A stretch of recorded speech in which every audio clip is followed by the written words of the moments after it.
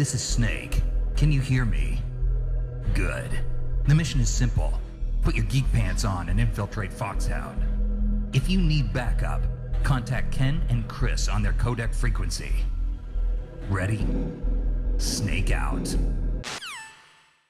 That's that. That's that, man. That's enough so, of yeah, that New Two Married good. Okay, alright. New Two Married good. Ready Player One looked really good. It's excellent. It's too long, though. Like, it started... I hate that. It went into, like, Lord of the Rings area a little bit, where I was like, and here's the... And it's going still. Here's the... Oh, we're still going. That's not a good sign when you're literally going like, okay, it's ending... I don't know when. I have 2 hours and 22 minutes long. Oh. And it felt like that, eh? It 3/4 through, because it has a very slow, like, start up at the beginning. So, like, I mean, we talked about this too, and are we rolling? Yeah, we're rolling. Oh, hey, we're rolling. Hey, what's up? I'm Ken. And I'm Chris. Now stop interrupting us. We're talking about Ready Player One. Yeah, god damn it. Jeez, we'll get to the Marvel stuff eventually. Camcast. Geek Pants. Oh, you got more? Camcast. Now it's in order. Okay, Now it's in order. Okay. Yeah, so, well, I find it, like, funny, because some movies, well, like, okay, like, Civil War is another one. 2 hours and 20 minutes, or, like, is there 2 hours and 30, actually? Was it that long? It's 7 minutes less than Batman v Superman. Yep, 2 hours, 27 minutes. Yeah. Apparently Infinity War is going to be, like, 2 hours, 40. Yeah, but, okay, so you watch Civil War... Those don't feel long. And they never once, at no point in time was I going, like, are we done yet? Yeah. You know? But then in, what was one that really dragged? I'm trying to remember one in recent memory. Spectre. Spectre was one. Spectre dragged. Yeah. That definitely dragged. Yeah, well, because that was, man, I wanted to love that movie. I don't want to get too much into that one. Me That too, one I don't, because we're going to talk eventually, about the Daniel Craig Bond series. Coming off of Skyfall with the whole creative team. And that's another one. 2 hours, 2.5 hours. Yeah. And at no point in time was I like, Jesus fucking Christ, how long is this movie? And even towards the end, I was still just like, I kind of want this to end. And then when it did finally end, I was like, yeah. Can I watch this again right now? Yeah. I had no problem with the movie being long. Yeah, as long as it's good. Yeah, it's got to be edited properly, you know? Yeah. Like, sometimes, like, that doesn't really need to be in there. Speaking of long, this is part 1 of possibly 3 parts for the Marvel Phase 3. Of the cinematic universe. Of the cinematic universe. That's right. I feel like this. Cinematic universe. We've got a million movies in Phase 3. There you go. Every once in a while, bust out in song. I like it. Because I watched The Greatest Showman with Hugh Jackman. Oh. And I was just like, wouldn't it be great if the world just broke into song? Just broke out into song. Every time someone says stuff like that, or we talk about, like, fucking musicals and shit, yeah, I always flash back to a Saturday Night Live skit where it's in, like, West Side Story, and Norm Macdonald is literally the only one, and, like, so they'll start busting out in songs. It's like, hey, what? I remember that. Bust out in songs now? Oh, yeah, I guess we should start singing. I don't even know the words to these songs. What the hell is going on here? And it's, because it's Norm Macdonald, so it's hilarious. That would have been a great Saturday Night Live movie. I would have watched that for 2 the whole hours. time, he's the a only musical, one. And then the movie ends with him finally dancing and stuff, and everyone's like, what the fuck are you doing? And everyone's just like, oh my god, what is wrong with you? That would have been a great movie. Yeah, so... But no, we got It's Pat instead. Although, yes, we are talking about part 1 of Phase 3 of Marvel Cinematic Universe. Yep. We made an error, so we've got to talk about Ant-Man, which was actually the end of the Phase 2. Right. Which makes no sense. And we were talking about this before we did our Phase 2 episode. It was like, it's got to end with Age of Ultron. It's Avengers. But nope, why did it end with Ant-Man? Ant-Man. No, it ended with Ant-Man. So we forgot, and that's how you know we're human, right? We didn't really forget. We just didn't see him. Oh! You know, as a guy that routinely gets that as a hype joke, yes, I'm frankly disappointed in you. What? Frankly. You're just a short guy. He's Ant-Man, man. But I get that joke all the time. I didn't see you there. Especially from people that are like a couple inches taller. I'm like, okay. God, I laughed at your song and dance. You can't laugh at my great dad jokes. Oh! Yes. Even got some belly grabbing. Oh, I like yeah. it. No, this is the Chris Evans. Just squeezing his pecs, going, I'm so much larger than you, Hemsworth. Or like just the full on like. He does it a lot. Like almost every time thing you see I've him laughing, seen, it's either like the model pose Yep. or just full on like laugh out Just- loud, yeah. belly laugh, or this one. Yeah, it's great. But all jokes aside, love Chris Evans. Mad love Chris Evans. Keep talking, man, because I like just realized I don't got the lights on. So the lighting is terrible. We may have to redo the beginning. No, we're gonna keep going. Oh yeah. We're gonna keep going. I mean, I've watched these shows where people are like, I gotta go take a shit, and then they keep rolling. Oh, It's like, you know what's funny? Because actually, when you got up, I was like, "Is he seriously gonna go to the bathroom and announce it?" just keep talking. I'm gonna go take a leak. Yeah, I gotta go take a dump. I don't know how long I'm gonna be. That's gotta look better now. Clearly. Because yeah. I was like, it's getting kind of dark in here. Oh! I was actually thinking to myself, it's a little dark, but whatever. I mean, the expert Whatever. I mean, the setup sun's is probably... gonna last at least another hour. That's right. So, Ant-Man. Ant-Man. Yeah. Seminal classic. Now, Ant-Man is a weird movie because that was in production longer than Iron Man. I was gonna say, like, that's the Like, Iron longest Man didn't Marvel even exist. movie that had been in production. Yeah. And then ended up not even showing up until the end of Phase 2. Right, because it has so many problems. Yeah. And, like, I don't know if it had problems, but Edgar Wright was the original director attached. It I had guess problems. him It and had Marvel problems just weren't because, yeah. Well, first of all, it took forever to come out. Yeah.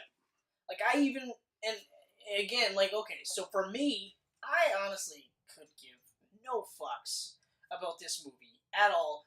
Like, you were crazy for, like, oh, yeah, it's got, what, I just immediately forgot his name, James Edgar? Edgar Wright. Edgar Wright. I don't know what James is. James Edgar. I don't know. Feels like he should have a James in there. He's British, right? Yeah. So why wouldn't he have James Edgar Wright James. the fourth? He's Yeah, never going to be bit. on this show. I can tell you that right now. No. We'll get Nick Cage before we get him. And And Val that's Kilmer. fine with me. We'll get Val Kilmer That's fine with before me. we get him. Anyway, Love you, Val. a lot actually. Yeah. You weren't my favorite Batman, but you weren't my least favorite, so there's that. Because we still want to do that. We still Well, you want... were amazing in Heat. You were amazing in Heat. You saw him in Heat? You didn't see him in Heat? I saw Heat. Okay. In Heat. So you've seen him in Heat. In Heat. Did you see him in Heat? Yeah. Didn't you? I saw Heat. What? What? No, but I still, no. Batman versus Superman, the Kilmer Cage cut, that'd be amazing. That would be amazing. It's either the Kilmer Cage cut would be that would be fucked. That would be so. That would be fucked. so great. The only way it would get better if it was Clooney Cage. Oh, yes. Clooney and Cage. The smuggest Bruce Wayne, Yes. but the worst Batman. Anyway, before we get sidetracked, Ant-Man, it obviously was troubled because he was out. Mhm. And I honestly think it's because originally his movie, his vision was a self-contained movie.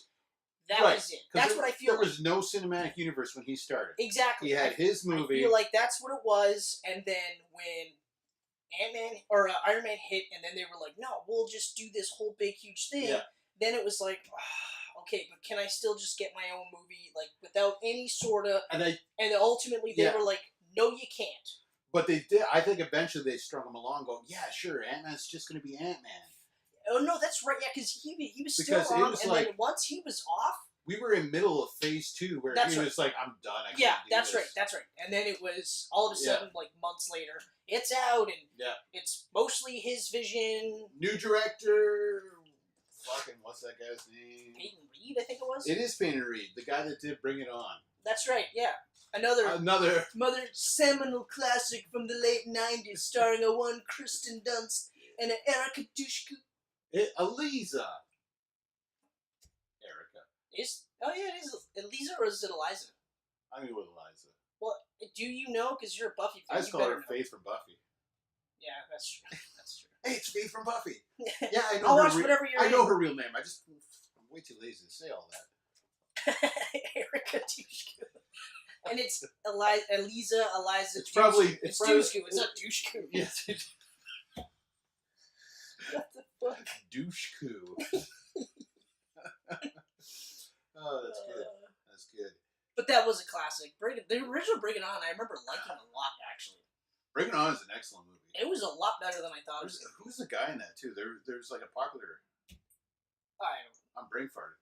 I almost flipped over to Clueless for a second. I've seen him, and but then again, it ties us up to Ant-Man, because we keep getting sidetracked. That's the thing. I was going to go to Clueless, because I was like, hey, Paul Rudd is in Bring It On. Oh, no, wait, that was Clueless. No. I almost tied it up, but I went way back in the 90s. Okay. Anyway. All right. So, when they finally announced, he was off the project. Because even up until they were like, yeah, he's still on it, everything's going smoothly. And then when they finally said, he said, I'm out, I'm done with this. Yeah. At that point, I was still just like, I was like, this movie is doomed. And this was even because, in phase 3 or phase 2, there was really none of those Dark Horse movies except for Guardians. Right. So with Guardians, I was like, there's Ant-Man might be okay, but I wasn't like, oh, this is gonna be great. Yeah. And then once they started saying that it's a heist movie primarily, then I was kind of like, okay.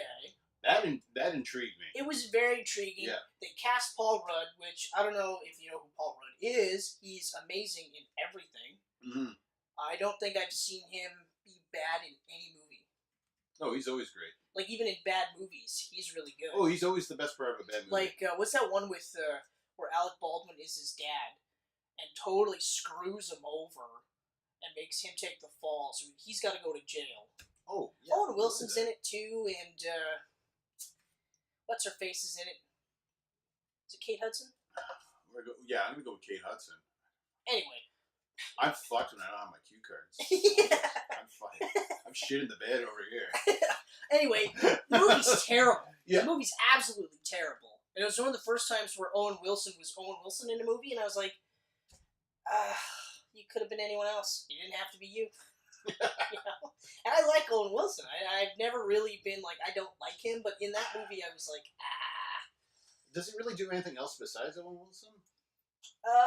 Because you got sad Owen Wilson. What is it? No Escape? No Escape. He wasn't. Okay. No Escape is a good movie. He was acting. Yeah. Pierce Brosnan. That was a good movie. Yeah. That came out of nowhere, and I was like, wow, that was a good movie. Sean and I saw the trailers. We're like, yeah, we're going to watch it. Showed up on Netflix. We watched it. It was great. But anyway, Paul Rudd. That was a great story. We got to watch it, and then we watched it. It looked good. It was good. Yeah. Ant-Man. Yeah, came out of nowhere. I saw the trailers. When I saw the trailers, I was like, okay, this actually looks good. Mm-hmm. And bolstered because of Guardians, I was like, there's a very good chance this is going to be really good.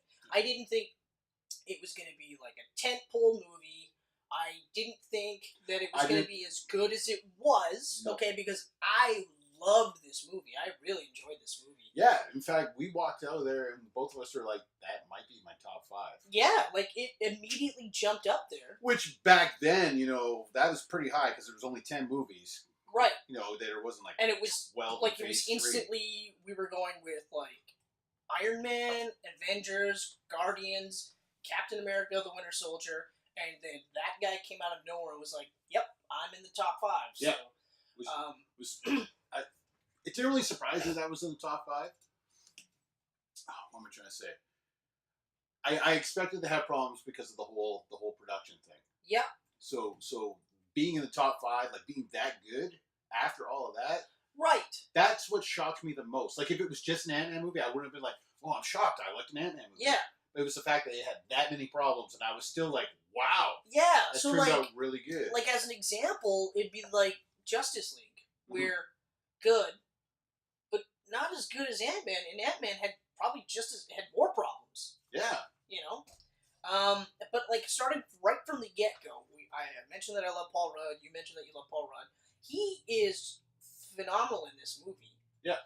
As like a Robin Hood character. You know, he's exactly, yeah. He's a burglar. He's not a robber because that you really implies feel threat. for him, right? You know, he says himself he doesn't like violence. He doesn't want to hurt anybody. Mm-hmm. So he burgles, and then it becomes a gag joke later on, and you're like, yeah, because he's a burglar.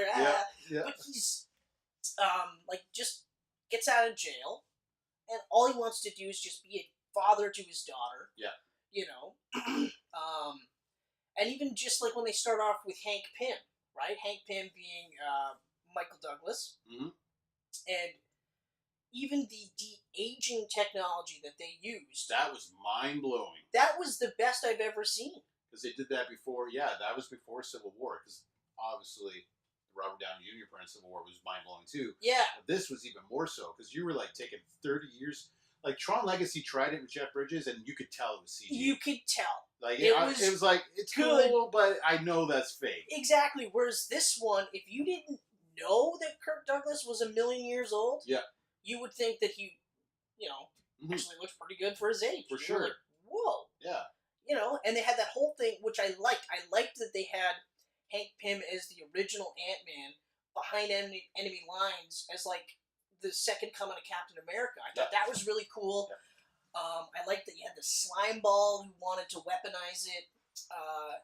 Peggy and Howard Stark, the precursor to S.H.I.E.L.D. I thought that was really cool. That was really cool. Very cool. You know, like I remember just being like, whoa, this is awesome that they did that. Mm-hmm. And then just having, because of the weaponization thing, having, they mentioned his wife. Yes. They mentioned his wife, Janet, and alluded to her also being a partner with him. So we're like, within 5 minutes, I've geeked out really hard for a character I could give two fucks about. Like in the comic books, literally, he was a character that I was familiar with because we're geeks and we have to know every inch of every single character. Mm-hmm. That's why I know Charlie 27 is part of the original Guardians of the Galaxy, even though I've never read any of those books. Yeah. Have no desire to read any of those I books. unfortunately knew that too. You know, but like... But isn't it funny, like, how much of a difference movies make in, like, just making you, like, holy shit?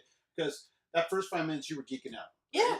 Now, if that was a comic that you're reading, would you be geeking out as hard? I wouldn't have read it. Right. I would have just... And even if I did read it, I would be like, unless whatever. It was like Bendis and Malieve doing an Ant-Man. Right. If it was a creator bringing you in. You know, or Morrison and Frank Quietly, and this was going to be their crazy take on Ant-Man. But even exploring the quantum dimension, I would have been like, okay. Like, they got Robert Kirkman to do fucking Ant-Man when he was at Marvel.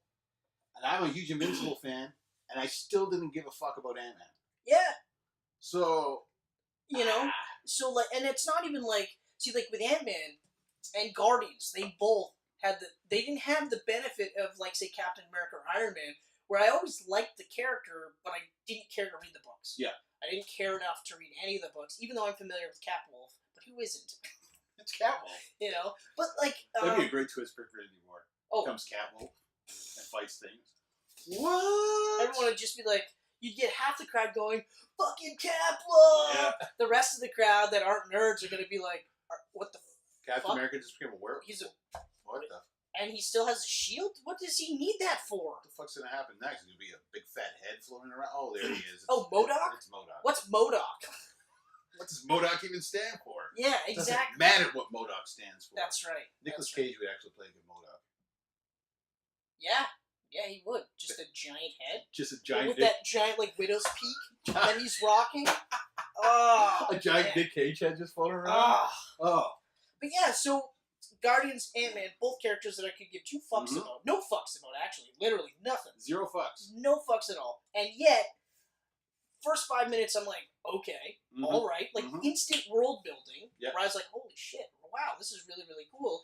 And then you flash forward, and you immediately introduce Scott Lang, you know, who's Paul Rudd. He's in jail. Getting out is his last day. Yep. And it's Paul Rudd, but it's not, like, it's Paul Rudd, but it's not. You know, if that makes any sense. Yeah.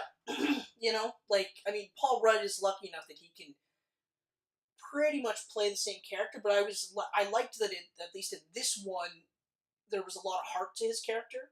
You know, he wasn't just a bad guy. Mhm. He was like I said, I called him the Robin character. That's the magic of a superhero movie, though. Like, you don't see the actors when you see these characters. You see the characters. Yeah, and I mean, like, I know that. Well, just recently, I've been hearing some of the actors are saying like, there's a section of Hollywood that looks down on the actors that are in these movies. Right. There's a huge chunk of Hollywood. You know, Jodie like Foster, Steven Spielberg, even. oh, you're in a superhero movie, and then it's just like, yeah, but like, I don't think I would like these actors as much. Paul Rudd is an exclusion, Mm-hmm. but like Robert Downey Jr., I was hating the idea of him being Iron Man. Now I'm like, you have to kill him off to recast him. Yeah, well, what was he really doing before Iron Man?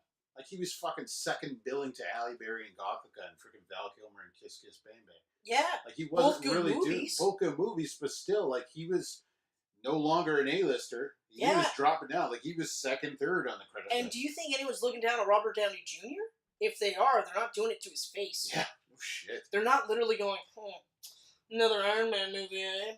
Not bad, you know, considering in 10 years, now he's the godfather of Marvel, apparently. Like, that's his actual nickname. And is he like the highest paid actor in Hollywood right now? Oh, I guarantee it. I think it's probably him and The Rock that are neck and neck, and I bet you The Rock is probably looked down upon because he's doing essentially superhero movies. He was looked down upon. He was Right. screwed in the beginning. Oh, Right. wrestler in Hollywood, Yeah. screw off. Now he's like the franchise Viagra.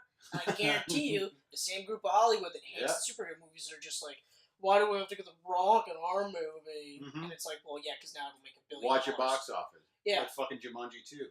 Jumanji 2, Rampage. That was actually a lot of fun. That looked like it was a I lot of watched it fun. last week. It's a lot of fun. It looks like it's a lot of fun. Yeah. It looks like it plays itself just seriously enough. It knows exactly what it is, and it's not trying to be anything else. Exactly. Like, I don't think you'll walk out of the movie going like, Yeah. Well, that was You a know? disappointment. yeah, that's the voice of it, eh? I am not happy with these turn of events. That's Dwayne Johnson.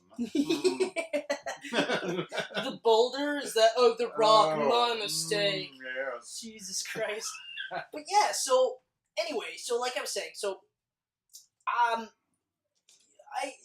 Having Paul Rudd as Ant-Man was a smart move. Very smart.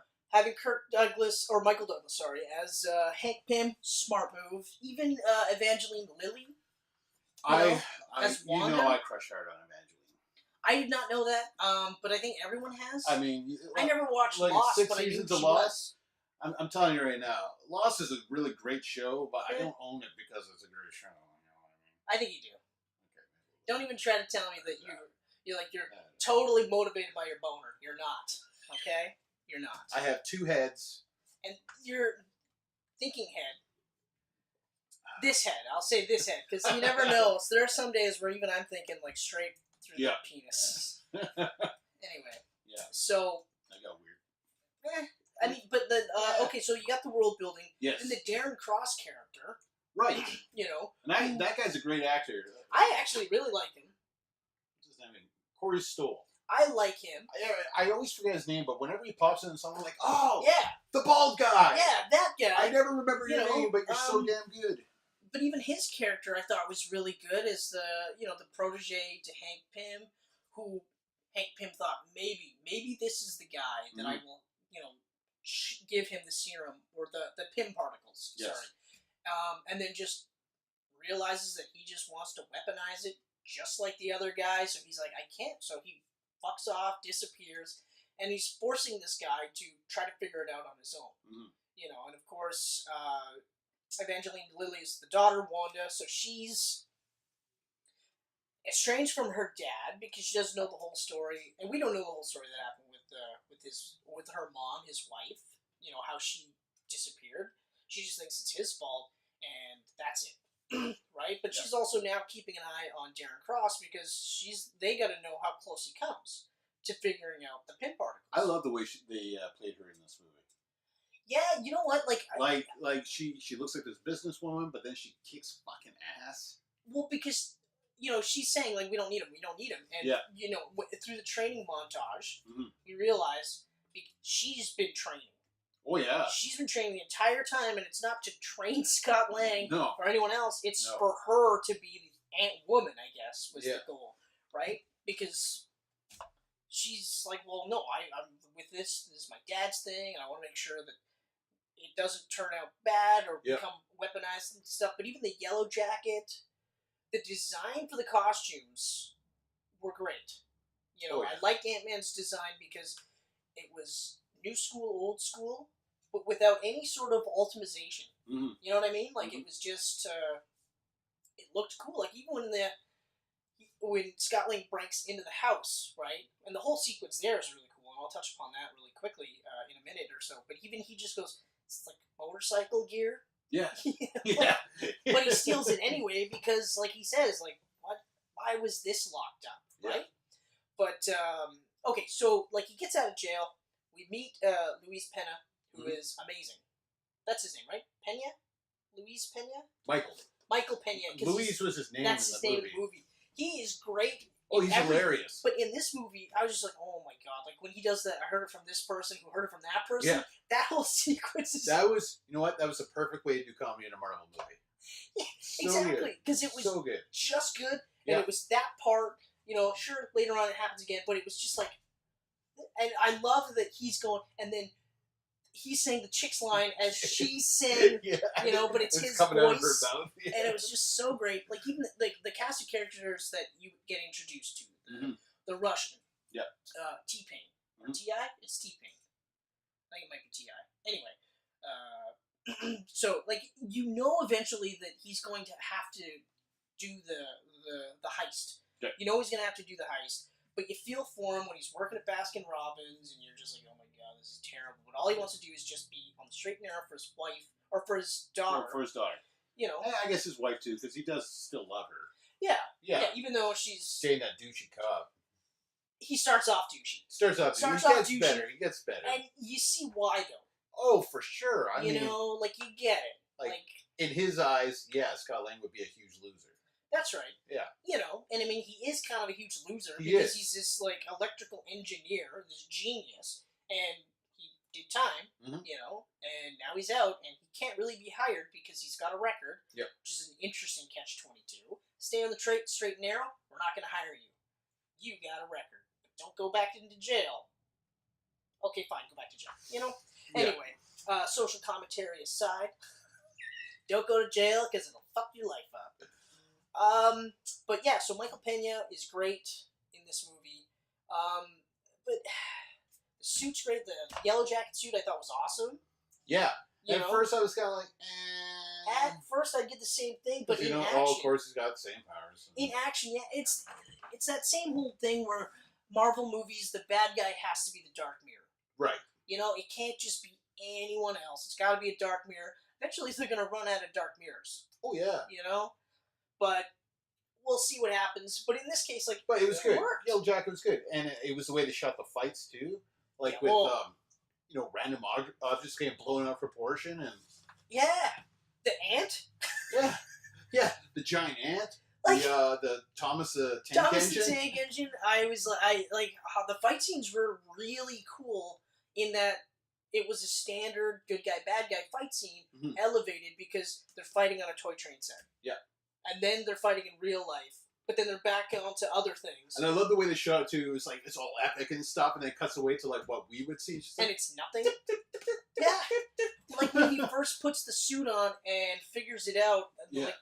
so he falls out of the building completely, hits the car roof, and it's just this thud, this little, like so- almost a puncture hole, and the Yeah. guy's just like, "What?" But you know, like all these things, and like I don't know if there's anything I don't like about this movie, and I watched it enough times, like even just recently watching it. And now I'm watching it from like a more objective perspective because like I want to see if maybe it holds up or maybe it doesn't hold up. Mhm. Everything holds up. Oh, yeah. And the only thing is the telegraphing of him getting out of the quantum dimension. Right. Right. Yeah. But at the same time, I'm kind of glad they did because I mean you couldn't have ended it with him trapped there. No. You know you Well, had. I mean, now that you know where the second movie's going, I guess you could have left him there. You could have, but then he wouldn't have been it's a available weird ending for Civil War. Yeah, everything, and that's it too. Like, he wouldn't have been in Civil War. Plus, it's a weird ending because you really root for him. Oh yeah. You want him. Like, you know what one of my favorite parts is when, he's talking with his ex-wife, and he got his daughter that horrifyingly ugly rabbit thing, and she loves it. Yeah. She thinks it's the greatest thing ever, and, like, his wife just literally goes, just be the man that your daughter, that she already thinks you are. Yeah. And I'm like, man, that is awesome. Yeah, like, that's really such a great line because, and this actress, the young actress who plays her, is young. The daughter, yeah, for sure. And is so good at making it seem like she really loves him as if that was her dad. Yeah. There's none of that, there's no, like, wall because it's like, yeah, you're a stranger. She's literally like, she gets it. And her name is Casey too, right? In real life? In the movie? In the movie, it's Cassie. Cassie, Yeah. right. So it's kind of cool, though, because they kind of set it up so, like, They could she could potentially become the next Ant-Man in, like, Phase 4 or 5, Yeah, whatever they're called. They've got that potential there. Yeah. But, like, but yeah, it's just something as simple as that. So then when, he returns the suit. Oh, that's right. That's what I want to talk about. What I loved was the initial reaction when, he's like, yep, let's do it. Mm-hmm. Let's do this heist.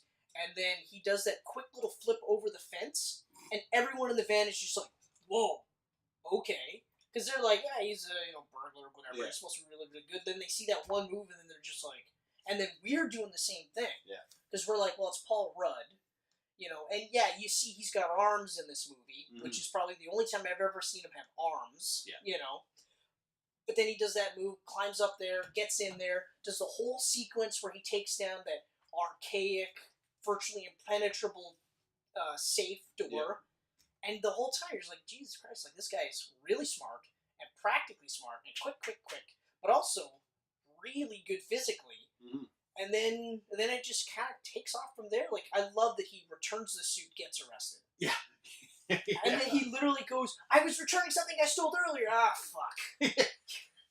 That doesn't work. And the way they use the ants I thought was really cool. Like, covering up the security camera so that they don't really know Hank Pym is ever there. It's just his lawyer. That's one of the saddest deaths in all the Marvel movies was Anthony. Oh, I know. When Anthony died, I was like, oh my God, Anthony! When he gave him the name, I was like, that's awesome. Anthony? The only thing, though, is I watched it on Netflix last night, and I had the subtitles on because it was late at night. And it actually has AMT and then THONI, or Y is the spelling for it. And I was like, that's dumb, Netflix. It's Anthony. Yeah, it's Anthony. But yeah, as soon as he said Anthony, I was like, that is great. That's that is great. Genius. Yeah. And then, of course, during the sabotage part of the movie, and you see it, and it's so brutal because it's a fucking ant. You feel for him. I really felt for Anthony. I did not want him to die. No.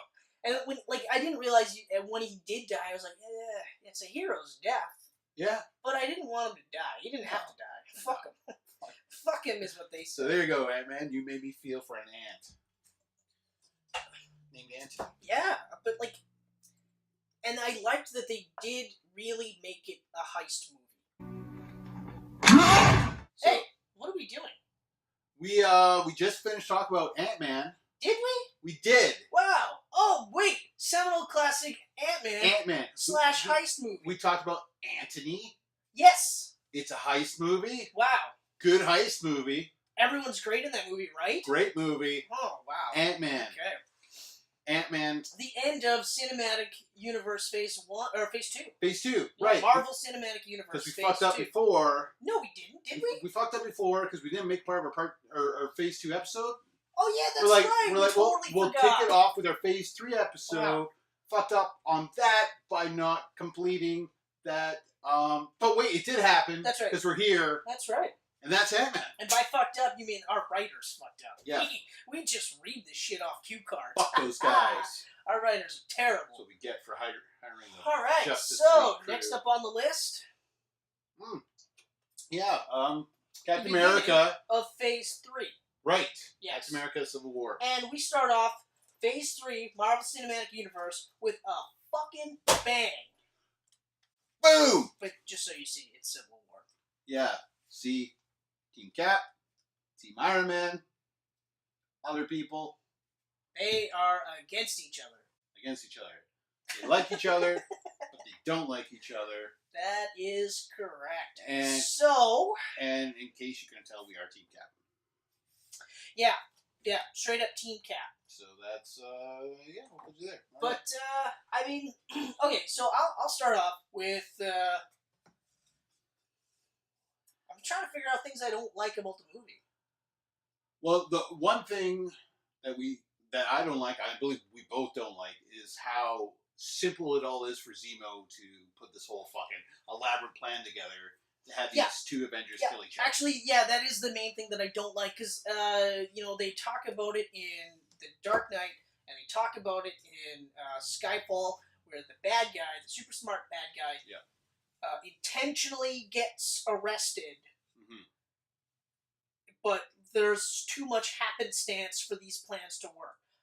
With The Dark Knight and with Skyfall, I don't feel like there's any sort of happenstance. I feel like they've mapped it out enough, and then after they get arrested, whatever happens after that, just kind of happens. Okay, like especially with Skyfall, I feel like he started off with the plan with the intention that, okay, well, if Bond's here, I'm gonna do this.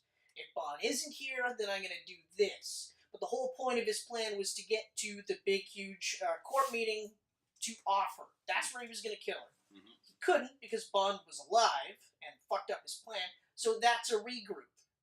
Here, in Civil War, it's too easy. I hit it on you. With Civil War, there is times where I'm like, really? Yeah, but it doesn't bug me as the part where I hate the movie, because I love this movie. No, that's right. Civil War is fucking amazing. It's one of the best Marvel Studio films, easily. Yeah, like, I was going to say, because the parallels between this and Batman v Superman are huge. Yes. And Batman v Superman got shit on, and they said, like, Luthor's plan didn't make any sense, and there was too much of this. If you watch the extended version, Luthor's plan makes a lot of sense. Mm-hmm. It actually makes more sense than Zemo's plan. Zemo's plan is to destroy the Avengers and also track down the rest of the super soldiers that were like Bucky. Yep. And then kill them. Why?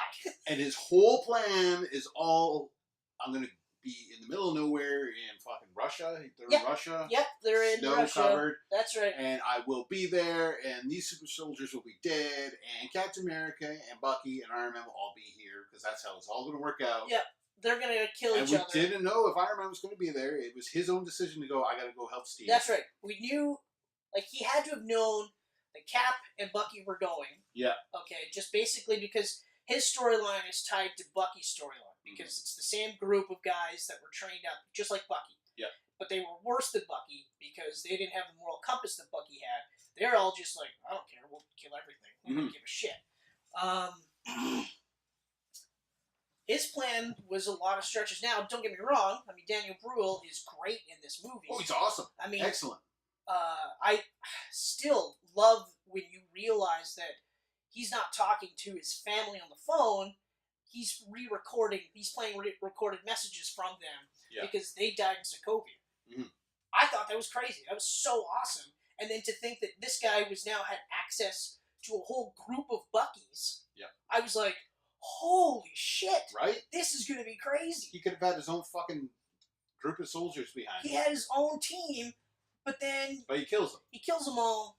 Because he knew Iron Man would be there, and he had this footage that was perfectly taken in the middle of the bush of Winter Soldier killing the Starks. The security camera with wicked angles. Wicked angles. Like, we got this angle, we got this angle, we got almost inside the car angle. That was another thing that I gotta say. Like, I was one of those things where, as I watched even the first clip, I was like, Bucky killed the Stark family. Yeah.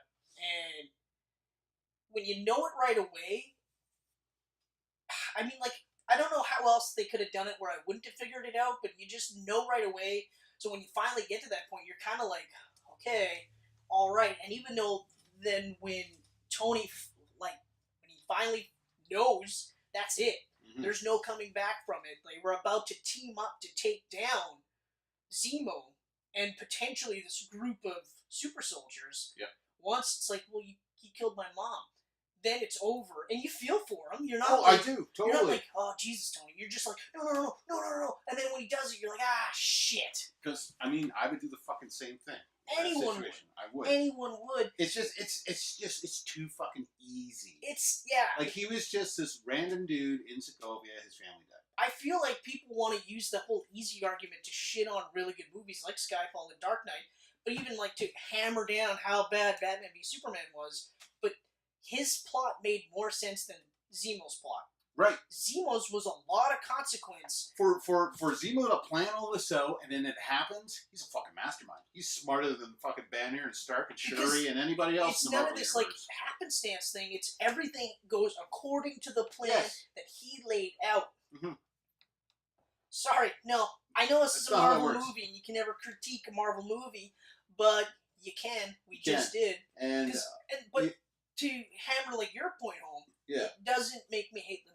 It doesn't make me hate the movie. It doesn't even make me it's dislike the movie. one little part where I'm just like, because even though all of this happened, I was just like, well, because they also we killed still off got Crossbones. but we still got that fucking amazing fight at the end between Bucky and Cap and Stark, Iron Man, where the fuck they're throwing the shield back and forth and just everything, and breaking the suit, and Cap breaking fucking the arm, just right through breaking the suit. taking the shield. Yeah, here, have the shield. Fuck it. It's not yours. It's my dad's. Yeah. He's like, fine, whatever. It's amazing. The fight scene, it's so crazy. It gives me goosebumps. The movie is so good because, like, in contrast to the comic book that this is loosely based on, they really almost go out of the way to make Stark seem like the bad guy. Mm-hmm. Okay? Like, he's imprisoning his friends, anybody that doesn't want to enlist in the Sokovia Accords is what they call it in the movie, but it's the Superhero Registration Act is what it is. Yeah. So he imprisons friends that don't want to join. He enlists bad guys to now be the heroes that are arrested. He's really, like, becoming close to being a bad guy. Like, Mr. Fantastic, the ultimate Mr. Fantastic. Yeah, right. Ultimately becomes a bad guy just by virtue of him trying to be the best good guy out there. Right, right. And that's where they really start pushing Tony into that realm where ultimately I'm doing the right thing, but are you doing the right thing? Yeah. It doesn't matter what I'm doing because my end goal is the right thing. Yeah. And that's your opinion. You know, and you could say the same thing about Thanos coming up in Infinity War. Yeah. He wants to bring balance to the universe. Well, I mean, you're going to kill half the world or half the universe. Exactly. That's bad, but in the comic books, they really, really push him close to being the bad guy of the piece. Yes. In the movie, they don't do it nearly as much. Mm-hmm. In fact, and I will probably say this every time, like, because I like how, even though, we're Team Cap, at no point in time was I like, what is Tony doing? What a prick. Fuck that guy. His made sense. Every step that he made since Iron Man 1 to Civil War, that arc made sense. Yeah. Just like with Captain America, I have a hard time believing that Team Iron Man are going to look at Cap and go, ooh, none of this makes sense. This is so out of character, because his arc, conversely, from being the soldier that just wants to, fight bullies everywhere, to now being so disenfranchised with the idea of being a soldier that he doesn't even really know what's going on, but he knows that his buddy, he's got to help his buddy because he didn't do these things, right? And risk sacrificing his Captain America identity. All of it makes sense. At no point in time am I like, do I feel like anyone's the bad guy in this? And I love that they made that choice. They didn't make anyone seem like the bad guy. So even the guys that sided with Tony and Captain America, you're still just like, I get it. I get why they joined up, and the only time I think it's really bad, and this is even when you come into, like, Spider-Man Homecoming, is the fact that Tony used Spider-Man to fuck with Captain America. Yes. Because, like, you don't know that in Civil War 3, you have that wicked scene, and we'll talk about that in a minute, but he mentions it in Homecoming, where he's just like, I just picked you because I knew Cap was going to hold back. Mm-hmm. And you're just kind of like, that's a dick move, bro. That's a dick move, because, sure, you knew Cap was going to hold back, and he did. Yeah. But It's a fucking kid that you just said, yeah, no, fight him. Go ahead. Yeah. Fucked. But, like, they do a really good job of not making you... It's hard to pick one side or the other, I'll say, and the only reason why I leaned more towards Cap was because I liked Cap better. Yeah. I mean, I thought... I love Cap, and it was the same with comics. Robert Downey Jr. I love Cap. certainly made Iron Man way cooler than he ever was in the comic books, and I'm glad that they followed suit after that. And I like Iron Man as a character with Robert Downey Jr., and he'll be really hard for me to picture anyone else in that role. I don't know if I can, honestly. You know, I mean, even with Evans stepping down as Cap, if they do a recast, it'll still be hard. Not as hard with the Robert Downey Jr., but I'm a Cap guy. You know, I'm Cap all the way through. Guy. And, you know, like, even with characters like always liking Cap, but never liking the comic books, liking Iron Man, but never really liking the comic books, always liked Cap more. Mm-hmm. You know, that's just how it is. You know, you agree with his outlooks on everything. What he stands for. Yeah, exactly. But you know, I never felt like the guys that were on Team Iron Man, or even just fans that were pricks and losers and shit like that. No, it was just, I was like, I get it. That's cool. I get it too. But there's a reason why it's called Captain America Civil War. It is Cap's movie. It is Cap's movie. Right from the start. Again, Crossbones. Might as well touch on that. Yep. It kicks off with Cap's little new Avenger team that he put together at the end of Age of Ultron. Doing like a stealth mission. Doing a stealth mission to take down Frank Grillo's character. What's Crossbones' real name? Brock something? Brock Rumlow. Yes, okay. So they're going to take him out because he's got a bomb or something, right? Yeah. Some sort of... I love Frank Grillo.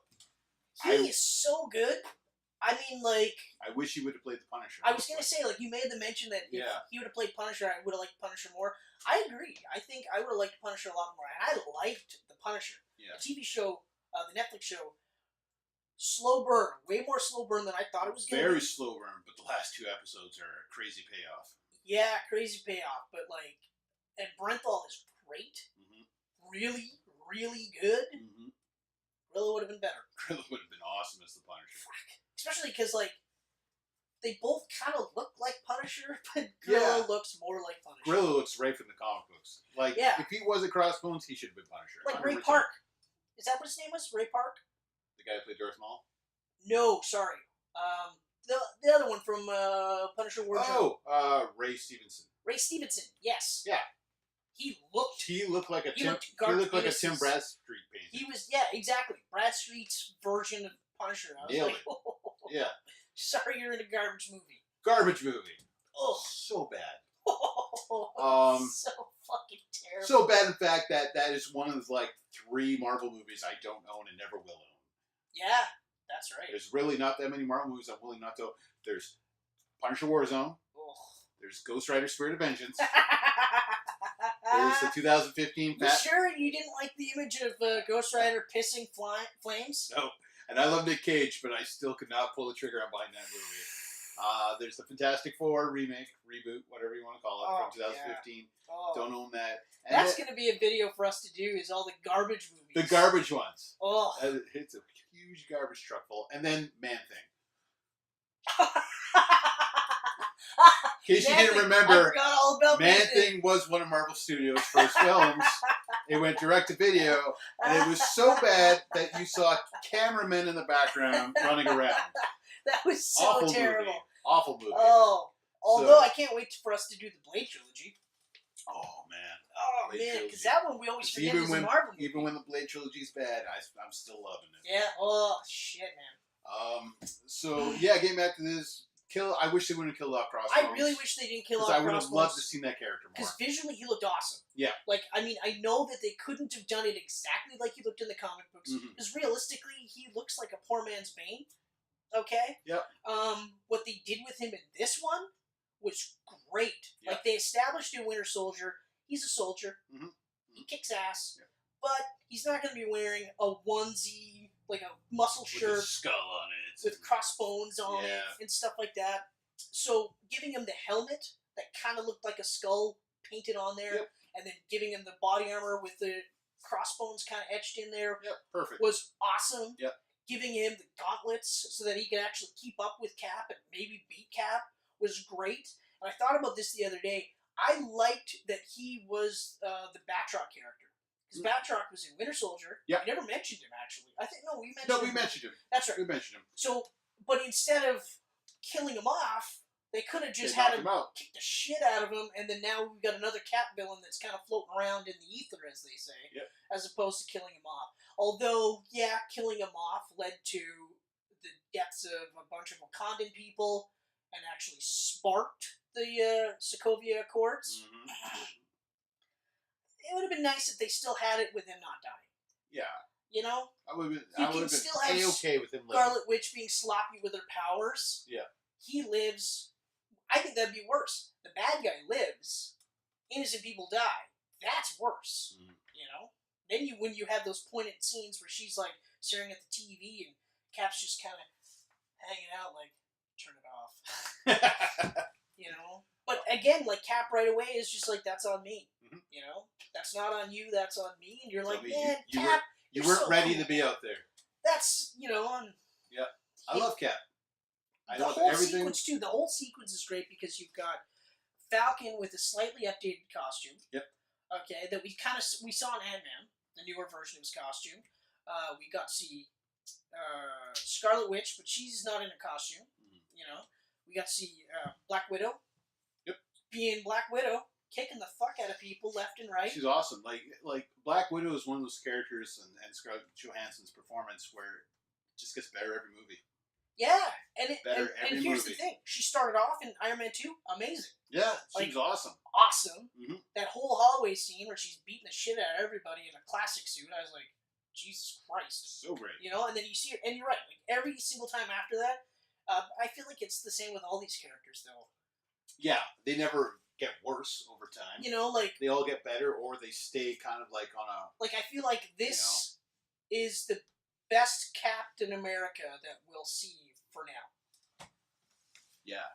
I mean, one day he'll be recast, and it's weird. I love Chris Evans, but when they cast Chris Evans as Captain America, I was just like... What? The guy that played Human Torch is Cap? Really? I guess I can kind of see the looks. The guy's a Joker. How's this? This would be like casting Ryan Reynolds as Green Lantern. Yeah. Because back then I was going looks. I was going like, well, he doesn't look like Steve Rogers. I was actually saying Mark Valley should have played Captain America before. Mark Valley? Do you remember that short-run DC show, Human Target? Yes! That guy. Yeah! I thought that guy looked like Steve Rogers. Too. That was an awesome show. I love that show. I really wish they would never have canceled that show. Man. They had so much legs with that show. Awesome show. And, yeah, but here's the thing, though. And I never thought about this in the comic books, but this is a guy that's not going to look too old. Exactly. We always kind of pictured Cap as being like in his mid to late 30s, when realistically he's going to be in his mid to late 20s. He's just a jacked up dude, you know? So when they cast him in that part, and, you know, we talked about this in First Avengers, so we won't go too crazy, but, I mean, I I said, I likened it to Ryan Reynolds as Green Lantern. Yeah. I could see Ryan Reynolds as the Flash, which is what he was originally going to be, and then when they switched to Green Lantern, it was kind of like, no. Mm-hmm. No, and even they don't even try to make him a bit more serious. So, but at least in these movies, he's Cap. I think he's a better Cap than we've seen in most of the comic books. I agree. You know, like Brubaker's run is like right on par with this. Yeah. You know, and even Mark Millar's writing in Civil War is very close, even though Millar I can't stand now. Yeah, he's doing his own little indie thing. He's crazy. You know, he's absolutely insane. Everything he writes for is to be a movie now. Why aren't you just writing screenplays is what I think. Yeah. Everything's about being a movie deal now. Well, he gets two parts of the money, though. Money for the comic book, money for the movie. Right. Right? It's a great get-rich scheme, I guess. It's a great gig if you can get it, but, I mean, I'll wait to see how this shit pans out, though, with Millar. Yeah, you know, he's doing some new comics coming up that look pretty interesting. So I'm going to see. I'll check them out. I mean, they're not all like Starbright. Starbright was great. Starbright was amazing. I really enjoy it, even though I didn't read the whole thing. I love the first issue of Hawk. Hawk was a good first I have to issue. check that one out. That one I want That was to a check good out. first issue. But Yeah. Anyway, Civil War. so well, we started off with that, and that's the impetus for the Sokovia Accords, and we start to get the cracks between the Avengers, where we start to see where the divides are happening. Yep. You know that War Machine is going to lead up with Iron Man. You know that. You know it. Just like you already get a hint that Vision is going to lead up with Scarlet Witch. Even if you don't know that they hook up in the comic books, you get that feeling right away, Yeah. and you know that Scarlet Witch is going to be hanging out with Cap, Mm-hmm. right? The interesting thing is that we know that Cap and Black Widow are really good friends. Yeah. She sides with Tony Stark. But I feel like it's one of those, she's just kind of going to lean towards the winning team. Yeah. Not really with any sort of, like, she feels like the Sokovia Accords are going to happen, so she's going to be on this side. Yeah. But they already start to split them up right away. You get it. It all makes sense. And then we get a really, really hard scene to watch, even now, is the funeral for Peggy Carter. That is a tough scene. It's a tough scene because Feel bad she's for him. great. It's just like, can you imagine that? You love your life, you get pulled away, you come back, she's like in her 90s, and then you see her Has die, amnesia. and Or not amnesia, but Alzheimer's. Yeah. Like, when they did that scene in Winter Soldier, and I remember just being like, oh god, no. And like, right in the pit of my stomach, I was like, that's terrible. Mm-hmm. But then this one, she's dead, and he's a pallbearer, and now we start to get to see the biggest hints that he's going to hook up with Sharon Carter. Yeah. But I mean, she gets that great line where she does the Mark Twain line, where it's just like, even if the whole world tells you that you're wrong and you know you're right, your job is to plant yourself like a tree and say, no, you move. Yeah. And I was like, It's man, a great line. that's great. And I don't understand the critics and just people in general who thought it was creepy that he hooked up with Sharon.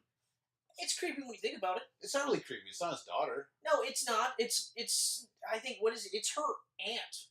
Yeah, well, Peggy was her aunt, but I mean, he's pulled out of time. I mean, it would make sense. Why can't he? It just so happens they're related. Yeah, but I mean, like, when you think about it, it's creepy. Mm. It is, because it's kind of like, it's one of those like, it's kind of weird, but at the same time, who gives a shit? I don't give a shit. They're great together. And, Yeah, the chemistry is really good. Emily Van Camp. Which the I actress never who would have plays- thought she would be a good Sharon Carter. She's an excellent Sharon Carter. But yeah, And she's a great actress in general. she's And- really good. I never would have. I honestly didn't see her in anything other than those movies. Yeah. And so immediately I was kind of like, I don't know. But But yeah. I enjoyed her performance so much where I'm like, if an Uncharted movie happens, Oh, a real Uncharted movie, not the Tom Holland Kid Nathan Drake version, if that sounds like what's going to happen. But why would they start off that way? that's how they're starting. Why would they start Tom off Holland that at the way? moment is signed on as Nathan Drake. They're doing an Uncharted prequel with Kid Nathan. That was one of the things I liked about Uncharted 3. My favorite thing about Uncharted is the relationship between Drake but I and liked that Elena. they had Scully and a young Nate, like in Uncharted 3. Yeah. They built up that, but that was like a side story. Mm. Man, no. So that's what Okay. they're doing. That's what Okay. they're doing. But if they would have done the real version, I think she would have played a great Elena. Yep, I agree. That was I my agree. pick. That was my pick. So anyway, yeah, she's great. Let's talk about the airport scene. Well, first of all, before we go any further, I'm just going to say, everyone's great in this movie. Everyone is great. Even the fact that they dusted off Thunderbolt Ross That was from great. the previously Was so great. blackballed Incredible Hulk movie. Yeah, now we know, okay, so the Hulk did happen. That movie happened.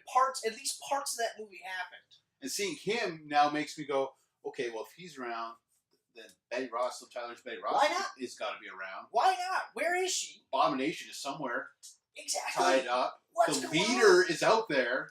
That's the one where I'm like, why can't we have the leader? The leader is out there somewhere. Why can't we have him? Again, we need a Masters of Evil. God, it's gotta so happen. fucking easy. It's got to happen. Christ. I mean, like, I've heard people saying that they want to see, like, the Red Hulk. I don't want No. to see Red Hulk. I don't ever. The fact that he exists in the comics is stupid.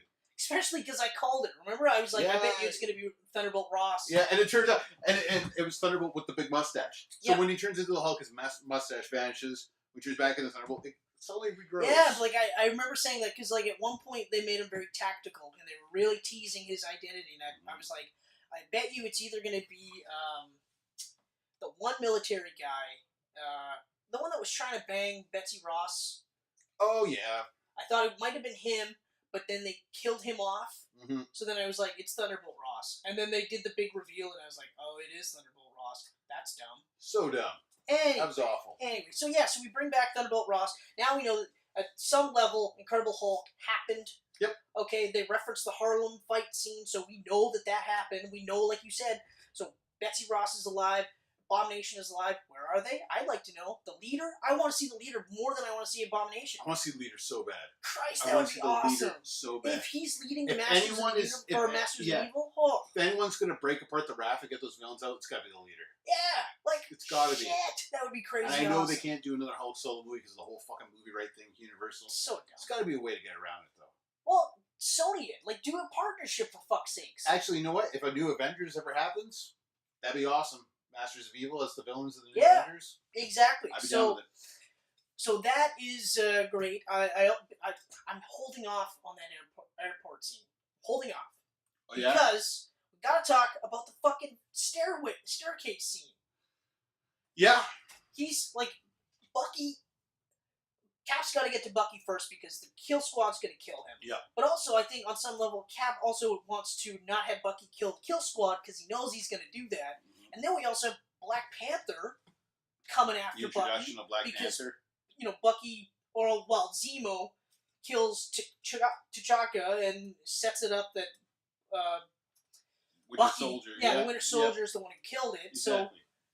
that scene is insane Mhm. because it starts off with this That whole fight's amazing. like crazy contained fight in the apartment, Yep. and then it breaks off into the stairwell, then it breaks off to the roof, then it breaks off to fighting Black Panther. And then you see what Black Panther's capable of. Like when he's running and Cap's running and they're just fucking like just super soldier fucking running. and It's Black nuts. Panther is outpacing him. Yep. Like, that is so crazy. And then it leads into the freeway scene where they're jumping on cars and shit like that. Like, the whole sequence starts off here, expands massively, Yep. and is amazing all the way through. And like you said, like, you get a feel for Black Panther right away. You get a feel for him right when you meet him, and you're like, that sucks, your dad died. Yeah. You know?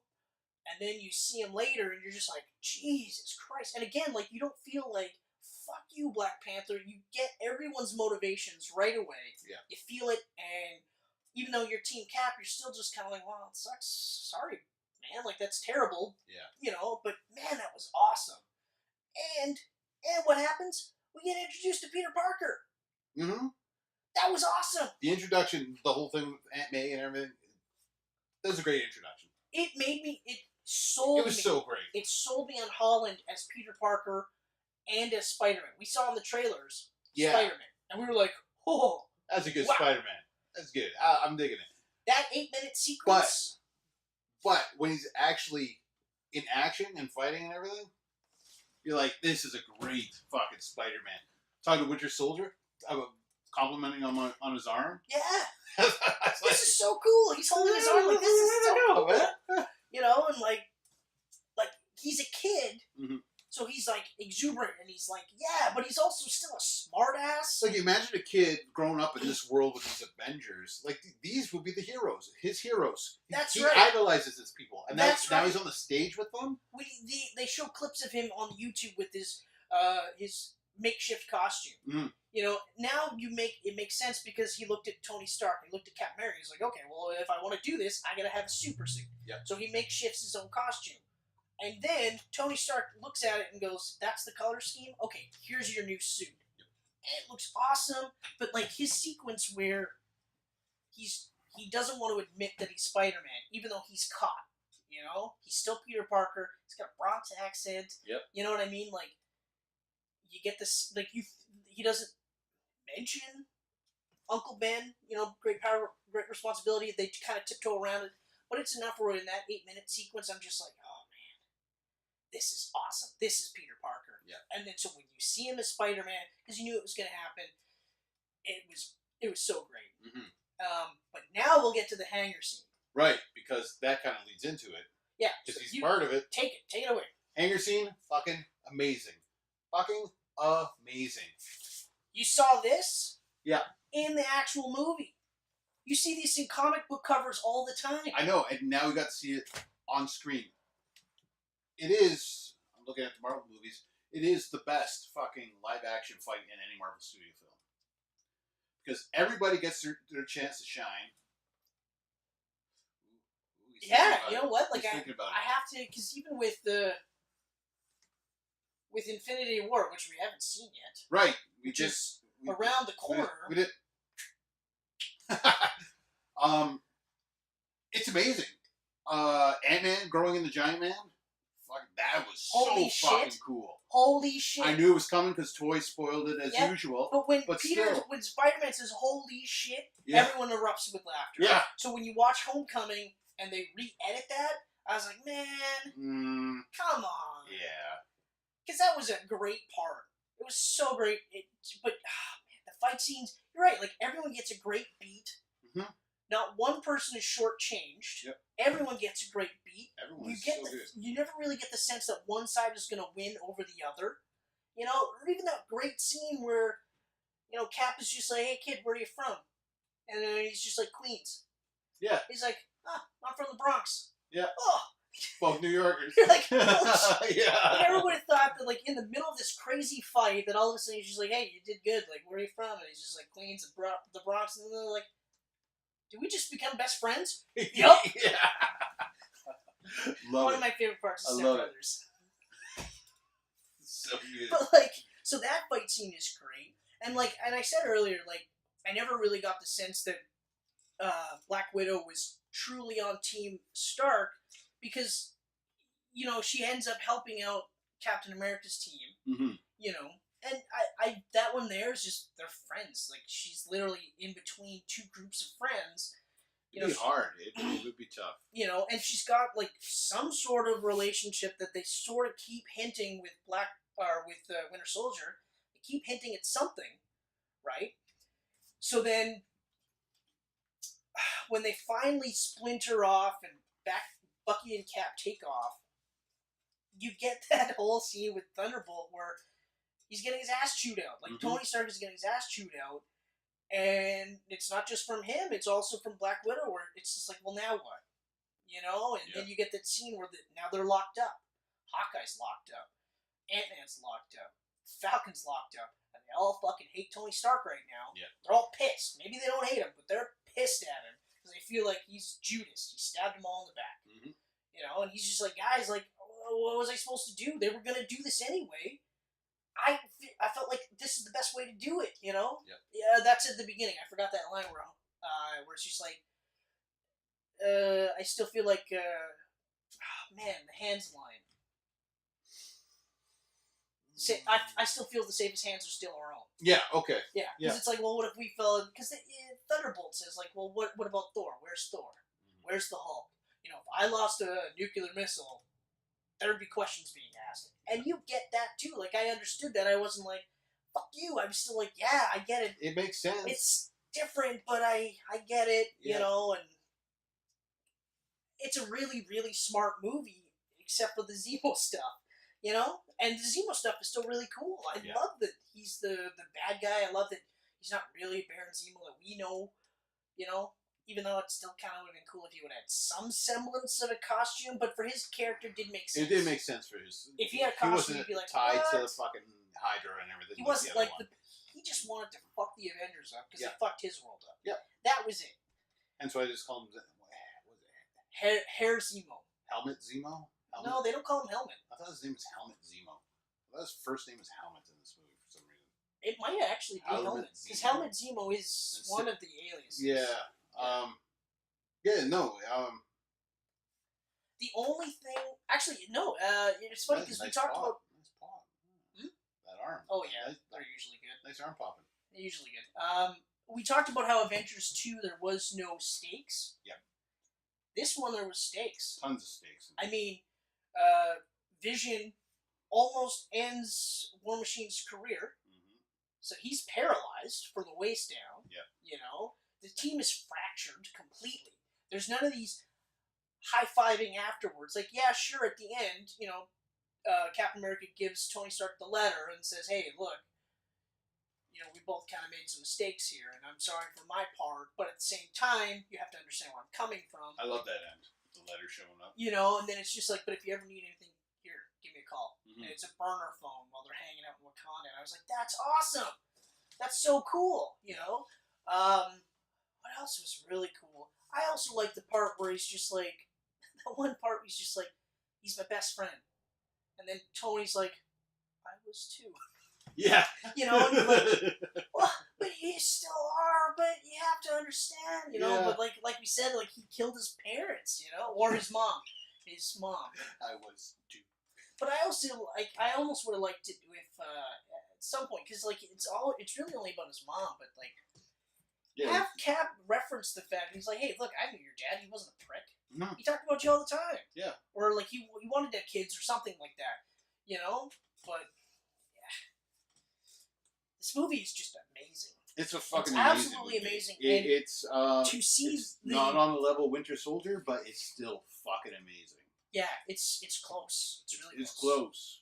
It's close. Winter Soldier is pretty much untouchable. Winter Soldier's a perfect movie. Yeah. This, just because of the whole Zemo thing, not quite perfect, Yeah. but still That's one of the best superhero movies ever Yeah, made. and like, so for the Russos to have this many people, you know what I mean? Yeah. Just to juggle this many people. This was their test run for Infinity Yeah. War. To find out that they're doing Infinity Can War. we do it with this amount? Yeah. Yeah, okay, let's double that now. Yeah. Or quadruple it. Quadruple it. Yeah. It's like, what, 64 characters or Yeah, some something shit ridiculous. in Infinity War? Something ridiculous. But like, everyone is really great. Everyone is really believable. Everything they do makes sense. There's really, like, aside from the happenstance sort of, or the lucky aspect of his plan. Yeah. It's great. It's great. So, Captain America, Civil War. I think I'm done with it. You? I got nothing else. Amazing film. Yep. Amazing. Probably. What's next? Guardians is a maybe, but this is probably the best movie in Phase 3 so far, I think. Before Infinity War. Ooh, yeah. Guardians 2. Yeah. It's close. It's close to Guardians 2. But next is Doctor Strange. Now, It's kind of hard to come from this high, right? now fucking just drop like And a then rock. drop because, and an ongoing theme for me with Marvel is I don't understand why they're making a movie about this character or these characters. I'm watching the movie and going, I'm pleasantly surprised. Yeah. I did it with I Guardians. get it now. Okay. I did it with Ant-Man, but after Ant-Man, I officially was like, they can do it with anyone. So Yeah. when they did Doctor Strange, and I love Benedict Cumberbatch, but I definitely was like, this movie will do good Mm-hmm. because it's a Marvel movie. Yeah. They have a really great successful track record. And then I watched the movie, and it's still overall a good movie. I just don't like. I didn't like Doctor Strange. Yeah, I don't like Doctor Strange because he's an asshole. Now, Tony Stark's an asshole, but he's got qualities about him where He's generally a likable asshole. he's a likable asshole, and he redeems himself from who he was. Yeah. Where Within the first hour of Iron Man, he's redeemed himself. yeah, And now he's just on this path of being a hero. Whereas Doctor Strange is a piece of shit. He's just a prick. Loses his fucking hands and almost kills innocent people in the process, Yeah. but doesn't give a fuck about that. He doesn't give a shit about the people he almost killed. Oh, how do I fix my hands? Oh, I go here and I do this. Well, I learned this. Now I'm Yeah. Doctor Strange. But he doesn't really redeem himself No. from who he was. It's not enough, I feel. Like, I mean, I will say that to this day, I do like the fact that the reason why he became the top surgeon in the whole world was because he did the work. Mhm. He put in the work, Yeah. read the books, he did all that stuff. So I liked that.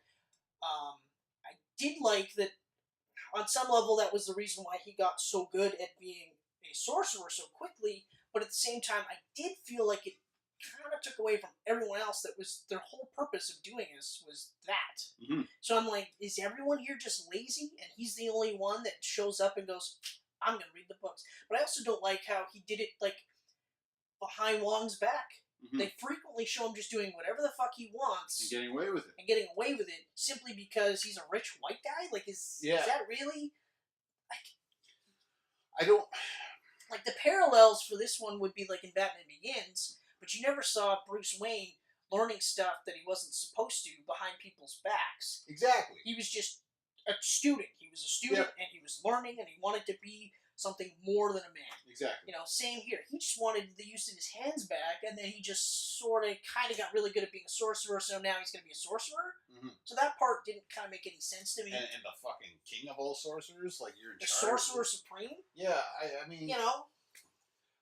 And he's a prick all the way through. It's literally only at the end of the movie, and I'll only just say this really quickly, that I actually was kind of like, okay, I'm okay with this, but I've said this countless times. Thor Ragnarok, that version, I'm all in. Mm-hmm. If I watch Infinity War anytime soon, I might like that character too.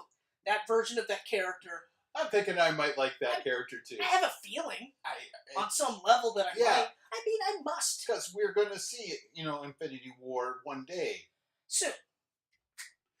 Right.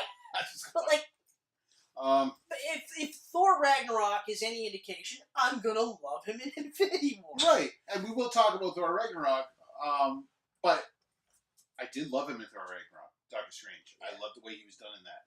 Yeah. And... But he's just such a huge prick in this movie, and I can't get behind it. It's a great cast. Great cast. Great cast.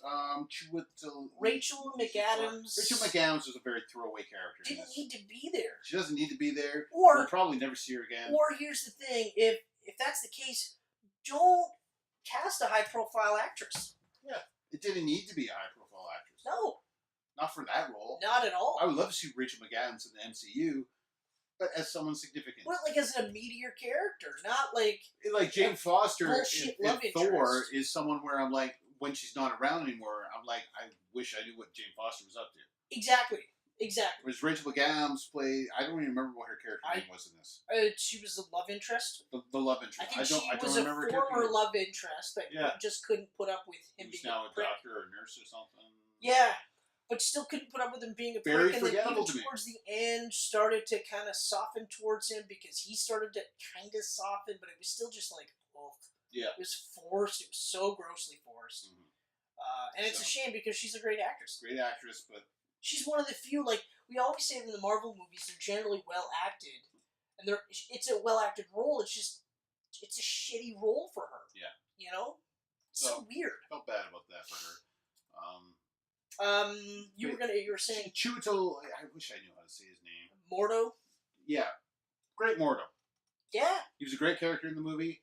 I like how it sets it up for him to possibly become the evil Mordo. Especially because, I like that he's the one guy who's just like, hold on, wait a minute, this guy. Yeah, I've been here. I was here longer. I would understand why he would want to become evil. But this guy, this is the guy. Mm-hmm. Oh, you read books. I read fucking books too. I'm better at it than him. Yeah. Okay, fine. He's the Sorcerer Supreme. I'm going to be a Baron. Fuck you. Mm-hmm. Makes sense. So that makes sense. I would like to actually see a sequel, believe it or not. I would like to see a sequel just because I want to see more of him. Yeah. It's funny enough. I want to see more of him than Doctor Strange. Right now, no. I mean, like, in this movie, I don't want to see Doctor Strange. But right now, after I want to see War that we might see one day that we haven't seen yet. I think he's one of those scene stealers if I could predict the future. Yes. We watch Infinity War.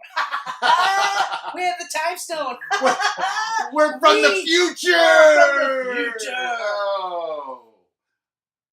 Doctor Strange is kick ass in that movie. This movie, not so much. Yeah. This movie, I fucking hate him, actually. Except for the ending, but I'm not there yet. I'm not there yet. Benedict Wong. Great. He was awesome. Excellent casting. Excellent casting with the one, too. Yeah, Tilda Swinton. Controversial, to say the obviously. least. But I feel like it was lose-lose. It was. If you cast a stereotypical, like if you cast an Asian person in that role, then they're going to get bit for being a stereotypical Asian character. Yes. Okay? Oh, so then, he knows martial arts. Of course he does. Yeah, or, he's this mystic person because he's Asian. Oh, there's going to be someone's going to get offended by that. Mm-hmm. Just like with Mandarin. The way they did Mandarin with Ben Kingsley, I think, was the perfect way to do it. If they would have kept it as that, sort of like the all-encompassing racial stereotype for every single terrorist. Yeah. You know, not just one particular one. That was great. So when they cast Tilda Swinton, I was like, oh, okay, all right. I was intrigued. I'm okay with I didn't that. automatically go, but it's supposed to be an Asian man. Yeah, I was like, okay, she's a great actress. I'm willing to see how this plays out. And if I remember correctly... Unfortunately, she's white. Yeah, but if I remember correctly, they didn't even, like, talk about gender. No, they didn't talk about gender. It was just the one. That was it. It doesn't need to have a gender. So I was like, I thought that worked. It was a nice little twist, you know? And even, like, the hint at being a bad guy, because she makes the deal, right? Yeah. I was like, oh, holy fuck. So that was really, really cool. And the special effects were crazy cool in this movie. Yeah, it was like Inception on fucking acid. Yeah.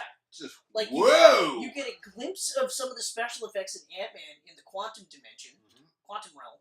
But then, yeah, like, you've got, so the quantum realm type special effects smashed into Inception with just an acid trip. Like, crazy. I watched this on IMAX in 3D. Imagine how fucking boggled my mind was. Yeah! Holy shit. Like, there's so much, in some scenes, there's literally so much stuff going on, like the hands upon hands upon hands, which is disgusting. It's absolutely horrifying to see that many hands on hands, on hands, on hands. Like, but craziness, just craziness abound. Yeah, like, I mean... Mads Mikkelsen I love, but the character here was very much like the Dark Elf. It's a throwaway villain. Yeah, like, and also because, now I'll sort of get into the ending. I'm not going to quite get there. The other thing I didn't like was that he was the main bad guy, except there was the real bad guy, the real secret boss. Right. It was very Iron Man 3 in that way. Yeah. Where you spend the whole movie going, oh, this is the bad guy. Oh, wait, what? No. Right. And like you mentioned in Iron Man 3, like, okay, like if originally if it was going to be the chick, I thought that would have been a way better ending. Exactly. You know? Yeah. Because, like, and that would have been a nice switch because he pissed off both of them. Yep. The same night. Yeah. So then you could do the whole, oh, it's going to be Killian or whatever his name is. Killian? Yeah, it's Killian. Yeah. Aldrich Killian. That's right. So you could fake out him and then all of a sudden she's the Mandarin. You'd be like, Jesus Christ. Exactly. That would have blew my mind. Wow. And I wish they would have done that. And she's got the 10 rings and she's like, oh yeah, Tony? Yeah, it's over. Fuck you. That would be crazy awesome. That was awesome. It would be so great. But then here, okay, so the big boss is Dormammu. He's the big boss. Right. Which...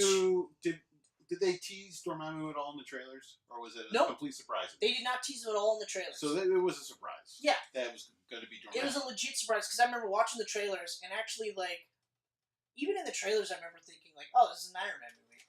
This is just a fucking Iron Man movie, but we plugged in a pricklier version of Iron Man. Pricklier. You know? And, there was no hints of Dormammu. So at least for me, that was a legit surprise. I was like, oh, wow. Yeah, I was pumped. Whoa. I was like, oh, I love Dormammu. You know? Cool. And I like how he beat Dormammu. I know you don't. I mean, visually it was cool. The way he did it was cool. Like, the idea behind it was cool. It was just, I had these awful flashback memories to Spawn. Spawn and Malvosia. And I see that. And, I it get was that. very, thank God, visual effects are better these days. But it went on too long. It went on too long. The cycle repeated too long. I agree with that. Like, the first time I watched it, I literally was like, oh, wow, that's really... And, okay, so what we're talking about is... So, we find out, and this is the first time they've ever mentioned this at all, but the Eye of Agamotto is actually the time stone for the Infinity Gauntlet. The Infinity Stones, okay? So what he does is he traps Dormammu in a time loop where he just keeps doing the same loop over until finally Dormammu relents and says, like, yeah, we have a deal. Yeah. I'm not coming to Earth. Because that's the whole thing. Mads Mikkelsen's character, and all he wanted to do was bring Dormammu to destroy the Earth, I guess. Yeah, or the whole... The usual evil bad guy. Yeah. And so Doctor Strange just kept doing the loop until finally he's like, yes, okay, fine, you win. I'm not going to fuck with Earth. I'll go back to my realm. And that was it. when I first watched it, loved it. It was a great, interesting take on a way to beat a guy. It was like the dance-off with Guardians. Yeah. Because you were like, here's a big battle. Nope. Oh, it's something different. Oh, but I agree. Props upon for being different. rewatching it, and I've only watched this movie twice. I've only watched it once. I want to watch it again now that we're talking about it. I watched it the second time, and the second time I remember just like towards the end of it, like, okay, all right, still really cool. Couple of clips too long, but then, like it's just really cool. I didn't mention this at all, and I liked that the cape was sentient. His cloak. That's cool. Had a mind of its own, but it wasn't like a Disney mind of its own. Yeah. It was just like enough. Fantasia fucking dancing around. Yeah, like it was just enough where you were like, okay, that's kind of cool, kind of funny, but it wasn't like, oh, I get it. It's got a mind of its own. Yeah. So that was really cool. And I also will say, and I get that you can't exactly have the perfect costume representation of a superhero all the time. Like Amazing Spider-Man 2 was really close, even though I love the costume for Homecoming. Oh, Homecoming's awesome. And Iron Spider, hate the name, but that costume does look really cool in action. This guy, even right out of the gates, looks pretty fucking close. It's awesome. I think the only things that they changed was, so there's no gloves on him. Yeah, so he doesn't look too comic booky, and this isn't like giant. Yeah. Like pop your motherfucking collar. Disco collar, it's popped. It's popped. Still there. He pops it. But other than that, like, he looks bang on. He looks like he would be the Sorcerer Supreme, A, and B, just, you can kind of see him just meditating in this dark.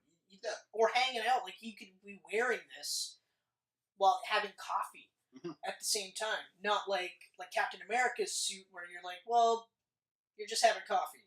Yeah. You don't need your shield, So, I mean, like, that's really cool. The casting is great. Like, I love Benedict Cumberbatch. Great cast. And as much as I hate Doctor Strange's character in this movie, he does a really good job. Yeah. Because, like, I love the guy. I think he's great, but for him to make me hate his character, that's good. Yeah. That's good shit. He acted well. Yes. Yeah. Wonder how many Sherlock Holmes Marvel can get in their universe. Well, all they have to do now is cast, how many more Sherlocks do we have left? Oh, man. Well, I guess you gotta get Johnny Depp in there because he recently played Sherlock Gnomes. No. We're talking like actual Sherlock Holmes. So it's going to be Will Ferrell. You have to get Will Ferrell in a movie. And then you've got all Who the three. fuck would he play in the MCU? Does he have to really play anybody? MODOK. Actually, yeah. Shit. A big floating Will Ferrell head. Oh my god. Looked like the head of Mugatu. Yep. Okay. There you go, Marvel. Heard it here first. Yep. I think. Giant Will Ferrell head is the next film. But he has to look like Mugatu. Yeah. That'd be so great. That would just be so awesome. Because he's so hot right now. I don't really have anything else. I'm done with Doctor Strange. So that was Doctor Strange. That was Doctor Strange. Unfortunately for Doctor Strange, I would say this is probably my bottom 5 of MCU films. And closer to the actual bottom. Closer to the actual... Yeah, there's really not much underneath it. Iron Man 2. Iron Man 2 is beneath it. Dark World. Thor 2, yeah, is going to be beneath Doctor Strange because it's a well put together movie. Maybe The Incredible Hulk. Even though I love The Incredible Hulk, it hasn't aged as well as the rest of the bunch. That's true. It actually hasn't. So maybe that. But yeah, it's definitely in the bottom 5. Thor 1 has got enough. I like Thor 1. Even though, like, I still feel like the ending is earned, but it would be before. Yeah, so we're on. So here it is. Guardians of the Galaxy Volume Motherfucking 2. That's right. It's not in there. If you look really close, it's in. It's small not font. in there, but I feel like that's what they wanted. Yeah, that would be great. Everybody's back from the first. Everybody's back. Awesome first movie. Sometimes you're not sure if the second's going to live up to the first. This easily fucking lives up to the first. Yeah, movie. within the first 30 seconds, and they have the intro, and you're like, all right. The introduction is awesome. So good. The first movie has Star-Lord kicking aliens around. This has Baby Everyone. Groot dancing around. Everyone's fighting while the Baby Guardians are Groot getting is their ass dancing, kicked. listening to the Secret Mix 2, the Guardians Mix 2. Yep. And that whole opening sequence is absolutely awesome. It is. And it's like, I love that they, because Guardians is its own beast. Yeah. So Guardians 1, it's its own beast. Very much it's not, so. It is an origin flick, so there's an element of template to it, but not a lot. Not a lot. Okay? Not a lot. Whereas this one takes the Guardians template Mm-hmm. and just expands upon it. Big time. So, I mean, even, so you get like a good 5 minutes of Baby Groot dancing around, getting into hijinks. Yep. And each one of the cast members are interacting with the big, huge monster, while at the same time interacting with Baby Groot to some degree. And then finally, music stops, and now we get to the big actual battle scene. And so they open that up right away. Mm-hmm. And that's just awesome. And So immediately you still get the characters. Like, you get that Quill is, you know, generally smart and good at what he does, but he's not perfect. He's also a bit too overconfident and cocky. You get Drax, who thinks he's the strongest guy everywhere. He's not. You know? He's hilarious, too. You know, and you get Gamora still trying to call the shots, like sort of like a co-leader, so to speak. Yep. And then you got Rocket just being Rocket. Rocket being Rocket, and then Baby Groot. Baby Groot being Baby Groot. Fucking eating Fucking hilarious. M&Ms. And I was scared, like, when I saw the trailers and we heard Baby Groot was going to be in it. First I thought, hey, that's really cool. But then it made it look as if Baby Groot was going to dominate this movie. Right. They really pushed him in the marketing. They really, for obvious reasons. And He was going to push the toys. I get it, but at the same time, I was scared because I was like, yeah, but this is an ensemble. Okay, this isn't like Captain America Civil War, where you have to really push Captain America and the rest of the characters, but mostly Captain America, because this is his movie. This is a Guardians movie. So you can't just push one over the other. So I was really worried about that, and I'm happy to say that they didn't do it at all. No. It was, like, comedic. He was mostly the comedic foil, but then there was a couple of times where you were like, okay, alright. Like, the scene where the Ravagers are just shitting all over Baby Groot. Yeah. You're like, oh, man. I felt so bad for little Groot. You know, and he's got those baby eyes, and he's just like, oh. You're just like, you want to, like, grab him and hold him and just be like, everything's going to be okay. Yeah. It's going to be all right. Yeah. You know? But, man, do they ever do so much good with this movie? I love the part, like, right at the beginning where Drax's idea is to jump in the belly of the beast to claw from the inside, and as soon as he jumps in, like, both Quill and Gamora are like, no, because it's dumb to think that the insides are going to be any less hard than the outside. Yeah. And you see him just hacking away, nothing's happening. And of course, when they finally do split the thing open, Drax is going to be like, yeah, it was all me, guys. Yeah. It was all me. You know? And he was another one, too. Like, I remember when I first started to watch it, and he was making, like, tons of, like, jokes. He was more of a jokey character, and I thought, I don't know. Like, I don't know if this is going to really work. But again, like, in Gunn we trust, because, yeah, sure, he was dialed up as more of a funnier character, but he still had a lot of really awesome character beats where you're just like, he's still really cool. Like, he really fleshed out, the scene in particular was when he calls Mantis ugly. Right. And he's like, you're hideous. And she's like, oh, geez, why would you say that? Because when somebody loves you, that's how you know it's real. And you're like, fuck, wow. Great line. You know, now I get the impression that he feels he's the ugly one, and his wife loved him, and that's real. Yeah. You know, and I was like, that's awesome.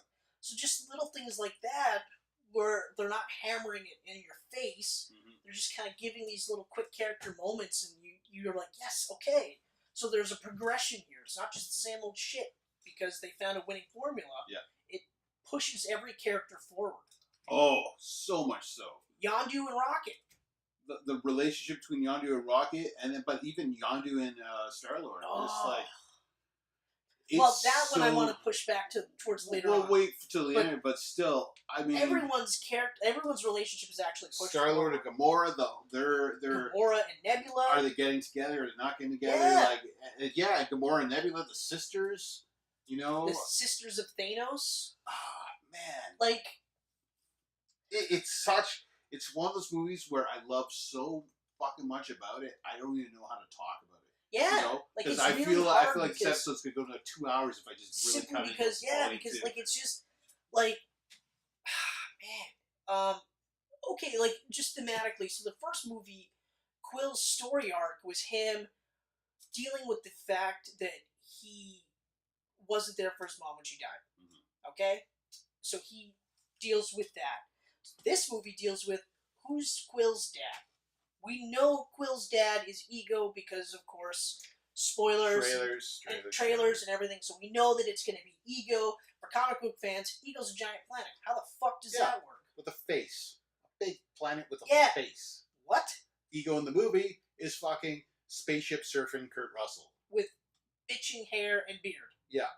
It's all one. It's like Kurt Russell is already awesome. How do we make him more awesome? You make him Ego. Yeah. Snake Plissken is now Ego. Yeah. Exactly. Wow. So awesome. He was also in Soldier. You know what? Never mind. Forget I said that. We gotta do a Soldier Camcast one day, though. That's gonna be a live one. Just rip it. Oh. 45 minutes in, and he said his first word. The basis for Terminator is the same basis for Soldier. Yeah. It's Cameron ripped him off completely. I think it was Philip K. Dick who wrote the initial short story. Ripped him off completely. Made two of the greatest movies of all time. And then we got Soldier, and it was like, what the fuck? From the mind behind Minority Report and Blade Runner comes this flaming piece of shit. This dumpster fire within a dumpster Directed by the guy that gave you Mortal Kombat. Oh, yeah. Okay, so yeah, for sure. We'll definitely do that one. Live action with drinks. We'll actually get drunk watching. I like that idea. Okay. Yeah. So great. I mentioned this. So Rocket is a prick in this movie. Like right at the beginning, he's kind of a douche. Like he's a hairy little asshole. So like the perfect beings, I can't remember what they're called. Yeah, the gold people. The gold people are the reason why they were fighting the monster in the beginning. Yeah. Okay? So they killed the monster, now they go to collect the bounty. That's all they had to do. Collect the bounty. Simple. You know, maybe maybe Star-Lord flirts with them a little bit. Mm-hmm. Maybe he might get somewhere. Rocket steals a bunch of batteries just to steal a bunch of batteries and sell them. Yeah. So, sure, we get the really cool scene where now the Armada is after them. Yep. And it's all just them in like just fucking VR styled ships. I've watched a bunch of sci-fi movies, okay? So Yeah. many that I was like literally going, why didn't I see something like that before? Yeah. We don't want to die, so we're just going to control the ships from here. Yeah. That's genius. And as a gamer, that's also awesome. Yeah. Because, like, yeah, fuck yeah, why would I want to be in the cockpit when I could just be here? In the cockpit. Yeah, here's my cockpit. Oh, my ship blew up. I am still alive. I'm totally fine. I gotta wait a few minutes for my new ship to respawn, but I'm okay. Everything's great.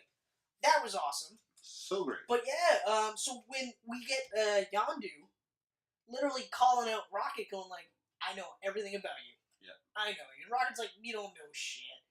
And then Yondu's just like, yeah, I do. You're pushing everybody away so that you don't ever have to get hurt. Boom! Because I'm the same way. And Rocket's just like, fuck. Yeah. You know? This is true. We got that wicked scene where Rocket's fighting the mercenaries in the bushes. Yeah. Like, raccoon style, even though they call him Rabbit in some movies and Rodent in others. Or they call him a raccoon and he's like, what's a raccoon? Yeah. You know? But that was like, there's just so many great scenes. So, like, of course, when Yondu does that, I was like, oh, man. So now, I love Rocket even more. Because you're like, well, of course he's going to want to tell him to stay away from him because he doesn't want to get hurt. Yeah. Because we talked about it in Guardians, the first one. He had the most tragic backstory. So yeah, like, I mean, he's starting to get it. Towards the end of the movie now, it's like his family. Mm-hmm. You know, that's his family. You know, he's got baby Groot. You know? It's very much about family. The inclusion of Mantis. Mantis is so great. Fit in perfectly. Palm, what's her last name? Palm Clementef or something? I can't remember. She's not even on the cast list. Oh, there she is. Yeah, Plum Clementef. Fit in perfectly. Never heard of her in my life. The actress, never heard of her in my life. No. Didn't give a fuck about Mantis either. No, but like... Oh, wow, that was amazing. Yeah. So good. So great. The way she played her and her just her, being the reason that Ego can sleep. Yeah. Which I thought was really kind of cool, because you're right, like, for a guy that's destroying countless civilizations just to find the one kid that could be just like him, I'd like to think it'd be hard for me to sleep too. Yeah. You know, even though if I'm just literally my mindset is, yeah, okay, I'm doing it, but I gotta do it, right? So people have to die, right? But she fits into the Guardians like that. So great. There's no like, why is she here? Yeah. It's like, huh, okay, all right.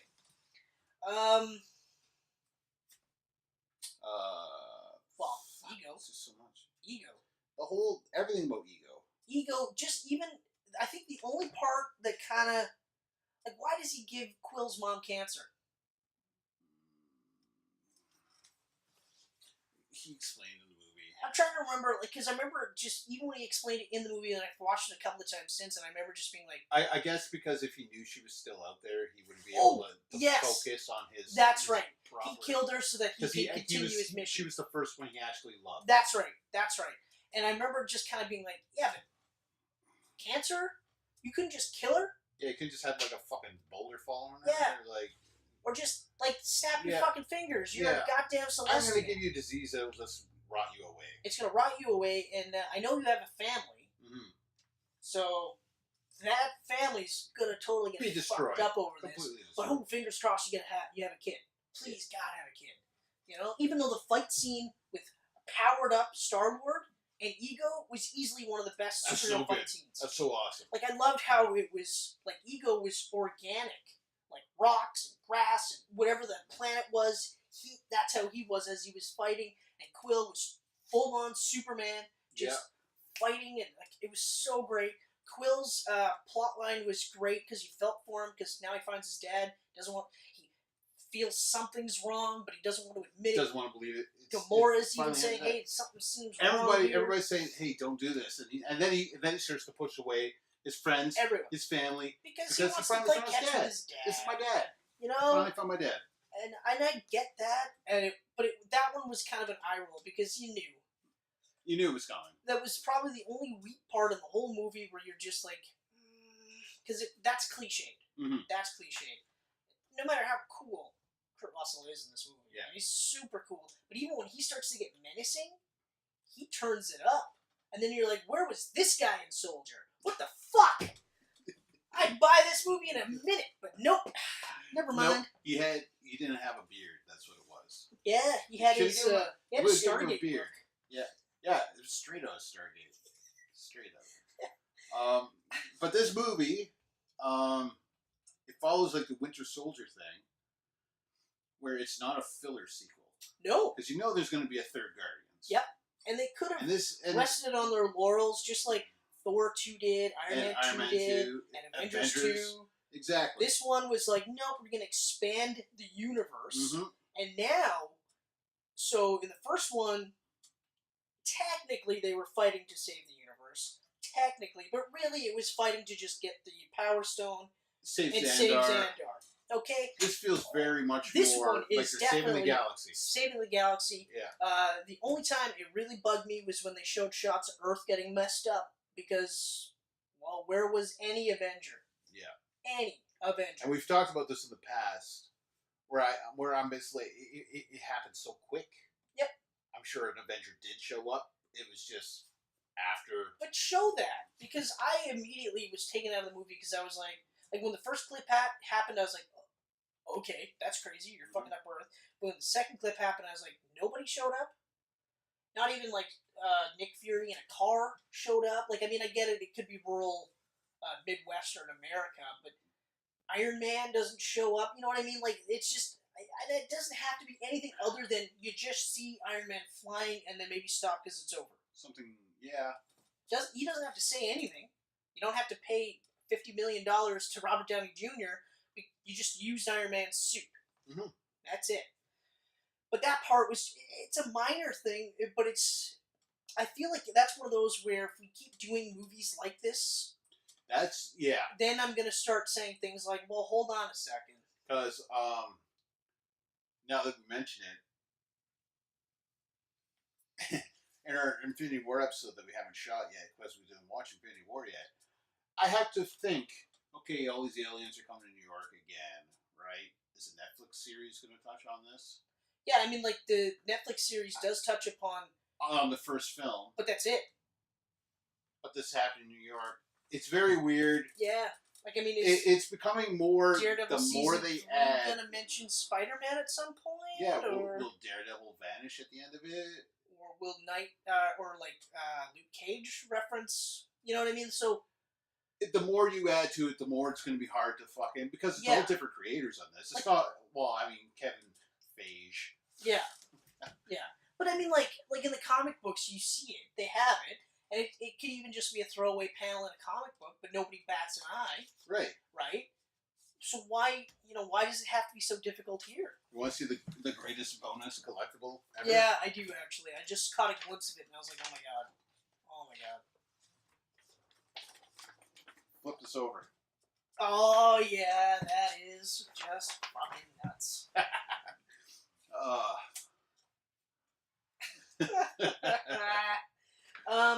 But okay, so that's really funny. That's so great. But like, I will say though, the Ravagers being the original Guardians was awesome. Very cool. And then with that, you get Stallone. Yeah, Sylvester Stallone. that was awesome. Not only did fucking James Gunn, get the fucking cast of Cliffhanger back together, he got Tango and Cash in his film. Wait, hold on. Cliffhanger cast. Yeah, Michael Rooker and Sylvester Stallone. But no John Lithgow. No John Lithgow. He was like the crux of the movie. Yeah. Are you going to tell me that that crazy bad guy wasn't the crux of the movie? Tango Cash. I'm going with Michael Rooker because 100%. he has some great hair in the 90s. 100% Tango Cash. Tango I never even Cash. thought of that. And that's fucking Yeah, hilarious. Tango Cash. That's so awesome. Yeah. So awesome. Man. Oh, I love James Gunn. what about the resolution of the Sisters Thanos? That fight scene That was a great was fight. epic. Down in like that cave. But I or loved it. whatever. Finally, she's just like, Finally breaks down and they finally have that yeah. heart to heart. And Like, literally, just like, I was trying to be like you because he liked you more. Snake? Kodak? Snake? Is that? Hold on. I think it's something to do with pancakes. Ah! Yeah. But, like, I loved Such that a scene, and I loved it because, like, they gave layers to Nebula that they didn't have to do, but they did. Like I said, like, everybody in this movie, it gets a, like, their stories are furthered, right? I feel like now, Star-Lord can be Star-Lord. Yeah. You know? Like, because that whole search for my father is out of him. it's done, it's over with, because he realized that sure, he wasn't my dad, but Yondu was my father. Yeah. And Yondu got to say the greatest line of all time, which was, I'm Mary Poppins, y'all. Yep. And then... And it was cool. And then that end. That is probably, like, I'm a crier. I'm a crier, too. I'm a pussy. I'm a crier. That is like, probably the most I've cried in a Marvel movie. That was a very sad ending.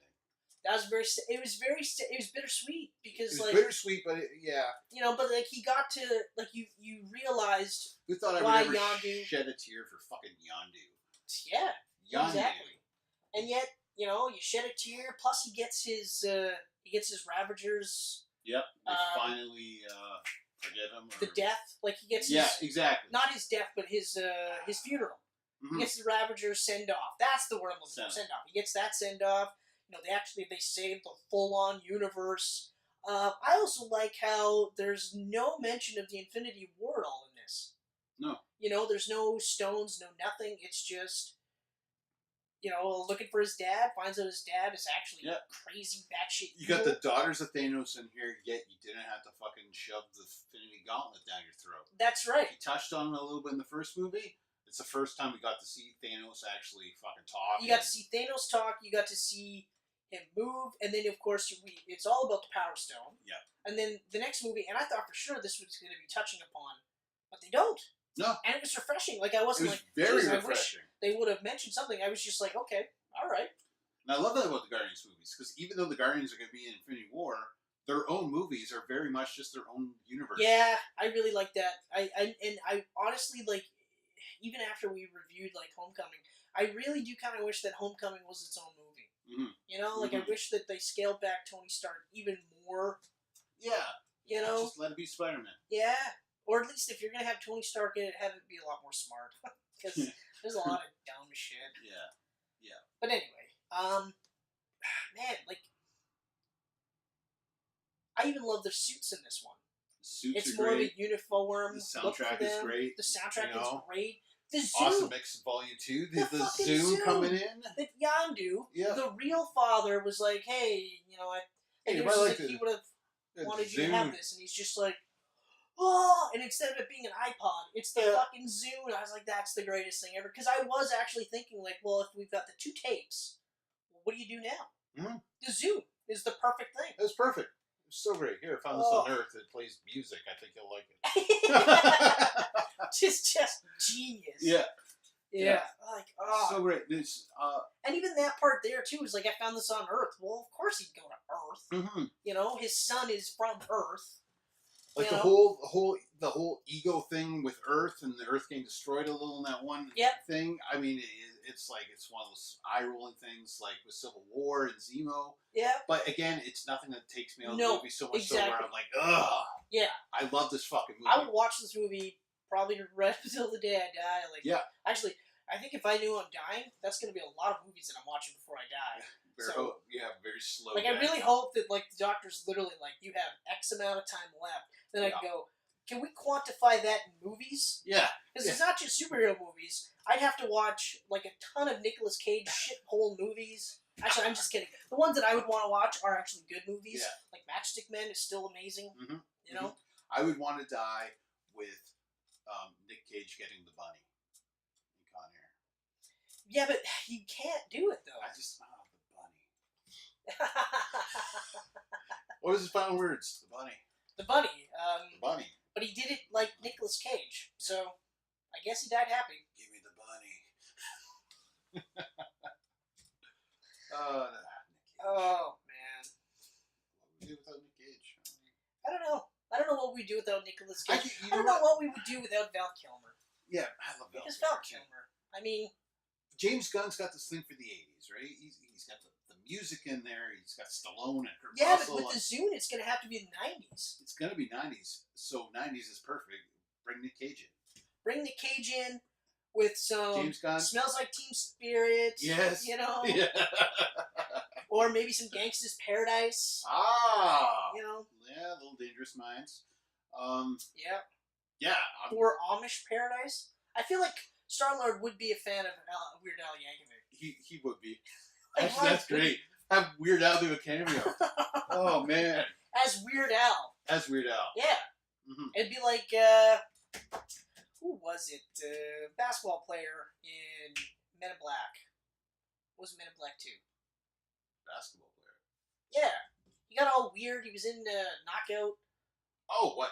Dennis Rodman? Yeah. That's right. Knock Off. That's what it was. It wasn't Knockout. It was Knock Off. Yeah. That's right. That Dennis was an Rodman. awful movie. Oh, man. That was the movie where I went, maybe I don't like Van Damme movies anymore. I actually liked Knock Off when I watched it, and then I rewatched it later on in life, and I was like, oh yeah, this is terrible. Actually, Knockoff was the one with Rob Schneider. He was in Double Team with Van Damme. That's right. Knock Off Rob Schneider. was okay. Double Team was terrible. Double Team was really terrible. And I think there was a sequel with... No, it wasn't a sequel, but he did another movie like Double Team. Not Jean-Claude Van Damme, but... Dennis Rodman, he did do another action type of movie. I want to say it was with Rob Schneider, and it was the worst movie ever. He was not a good actor. He's not even an actor. And now, you know what? Now he's hanging around in North Korea. He wasn't even an actor, though. Like, that's the thing. He was just, like, he was brought in because he was Dennis Rodman. Yeah. And he was, like, he did You're weird the things with weirdest his looking hair. basketball player. Let's make you a movie star. I guess. Yeah. Knock Off with Rob Schneider. That's right. That's right. He had a nice little run of playing action star sidekicks, though. He did. He wasn't he in like 2 of Stallone movies? He was in Judge Dredd. He was in Judge Dredd. That's Yeah, I remember he that. was in Judge Dredd. And, Oh, God, might have that been was- one other, but That was another shithole movie. oh man, there's a lot of bad comic book movies in the '90s. Just in general. Just In general. So many bad. Because I mean, there's still like I feel like we should do a live viewing of the original Roger Corman Fantastic Four movie. 'Cause that's You know what they released on Blu-ray? The original Captain America movie. oh, You remember that? the Italian Red It's Skull. on Red playing the piano. And he had the hair. Oh my god, so terrible. So I terrible. might buy it just so I can have a good laugh. Yeah, like, I mean, for anybody that was like, no, the costume has to look exactly like it does in the comic books, Mm-hmm. watch that movie, and you'll go, nah, I'm good. No. I'm good. No, that way thought should be Like, changed even immediately. The first Avenger, that's like a bang-on representation, pretty much. There's no chainmail, but Yeah. that might as well be it. But even then, you're like, that kind of looks okay. Mm-hmm. But not until you get the real costume that you're like, okay, that makes more sense. Yeah. Do that thing. Mm-hmm. So, So, part yeah. 1 of Phase 3 Cinematic Universe. That is it. That is it. Guardians is amazing. Next Civil up is War is part amazing. 2. That you've Infinity already War. gonna probably watched. Which you've already seen. Infinity War. Yeah, everything's fucking out of order, but that's okay because, as you said, we're gonna do the Tarantino it. Yep. Because if he Start can at do the it, end and yeah. go back to the beginning. Or start in the middle and go to the front and then Mhm. maybe go to the back a little bit. Yep. Who gives a shit? We just do what we want. And maybe add some big rings and a gimp mask. Please no. Oh, wait, No. how are we going to do Ving Rhames in a gimp mask? Because he wasn't wearing the gimp mask. He wasn't wearing the gimp mask. But we don't need to talk about that He scene. did have As something. much as I love Pulp Fiction, It was in a hole. that was Oh, God, why? What?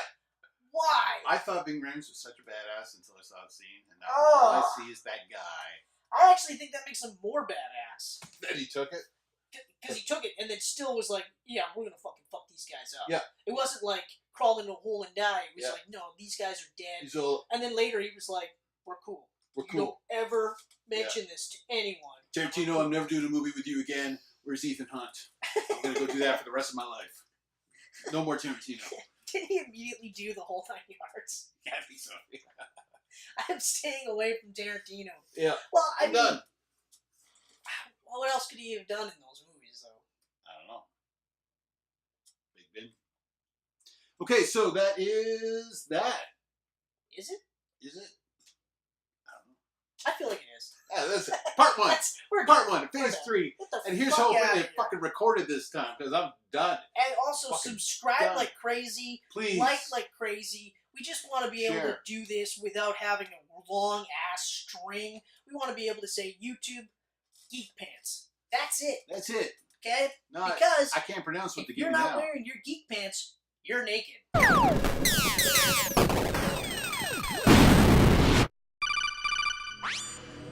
These pancakes are delicious.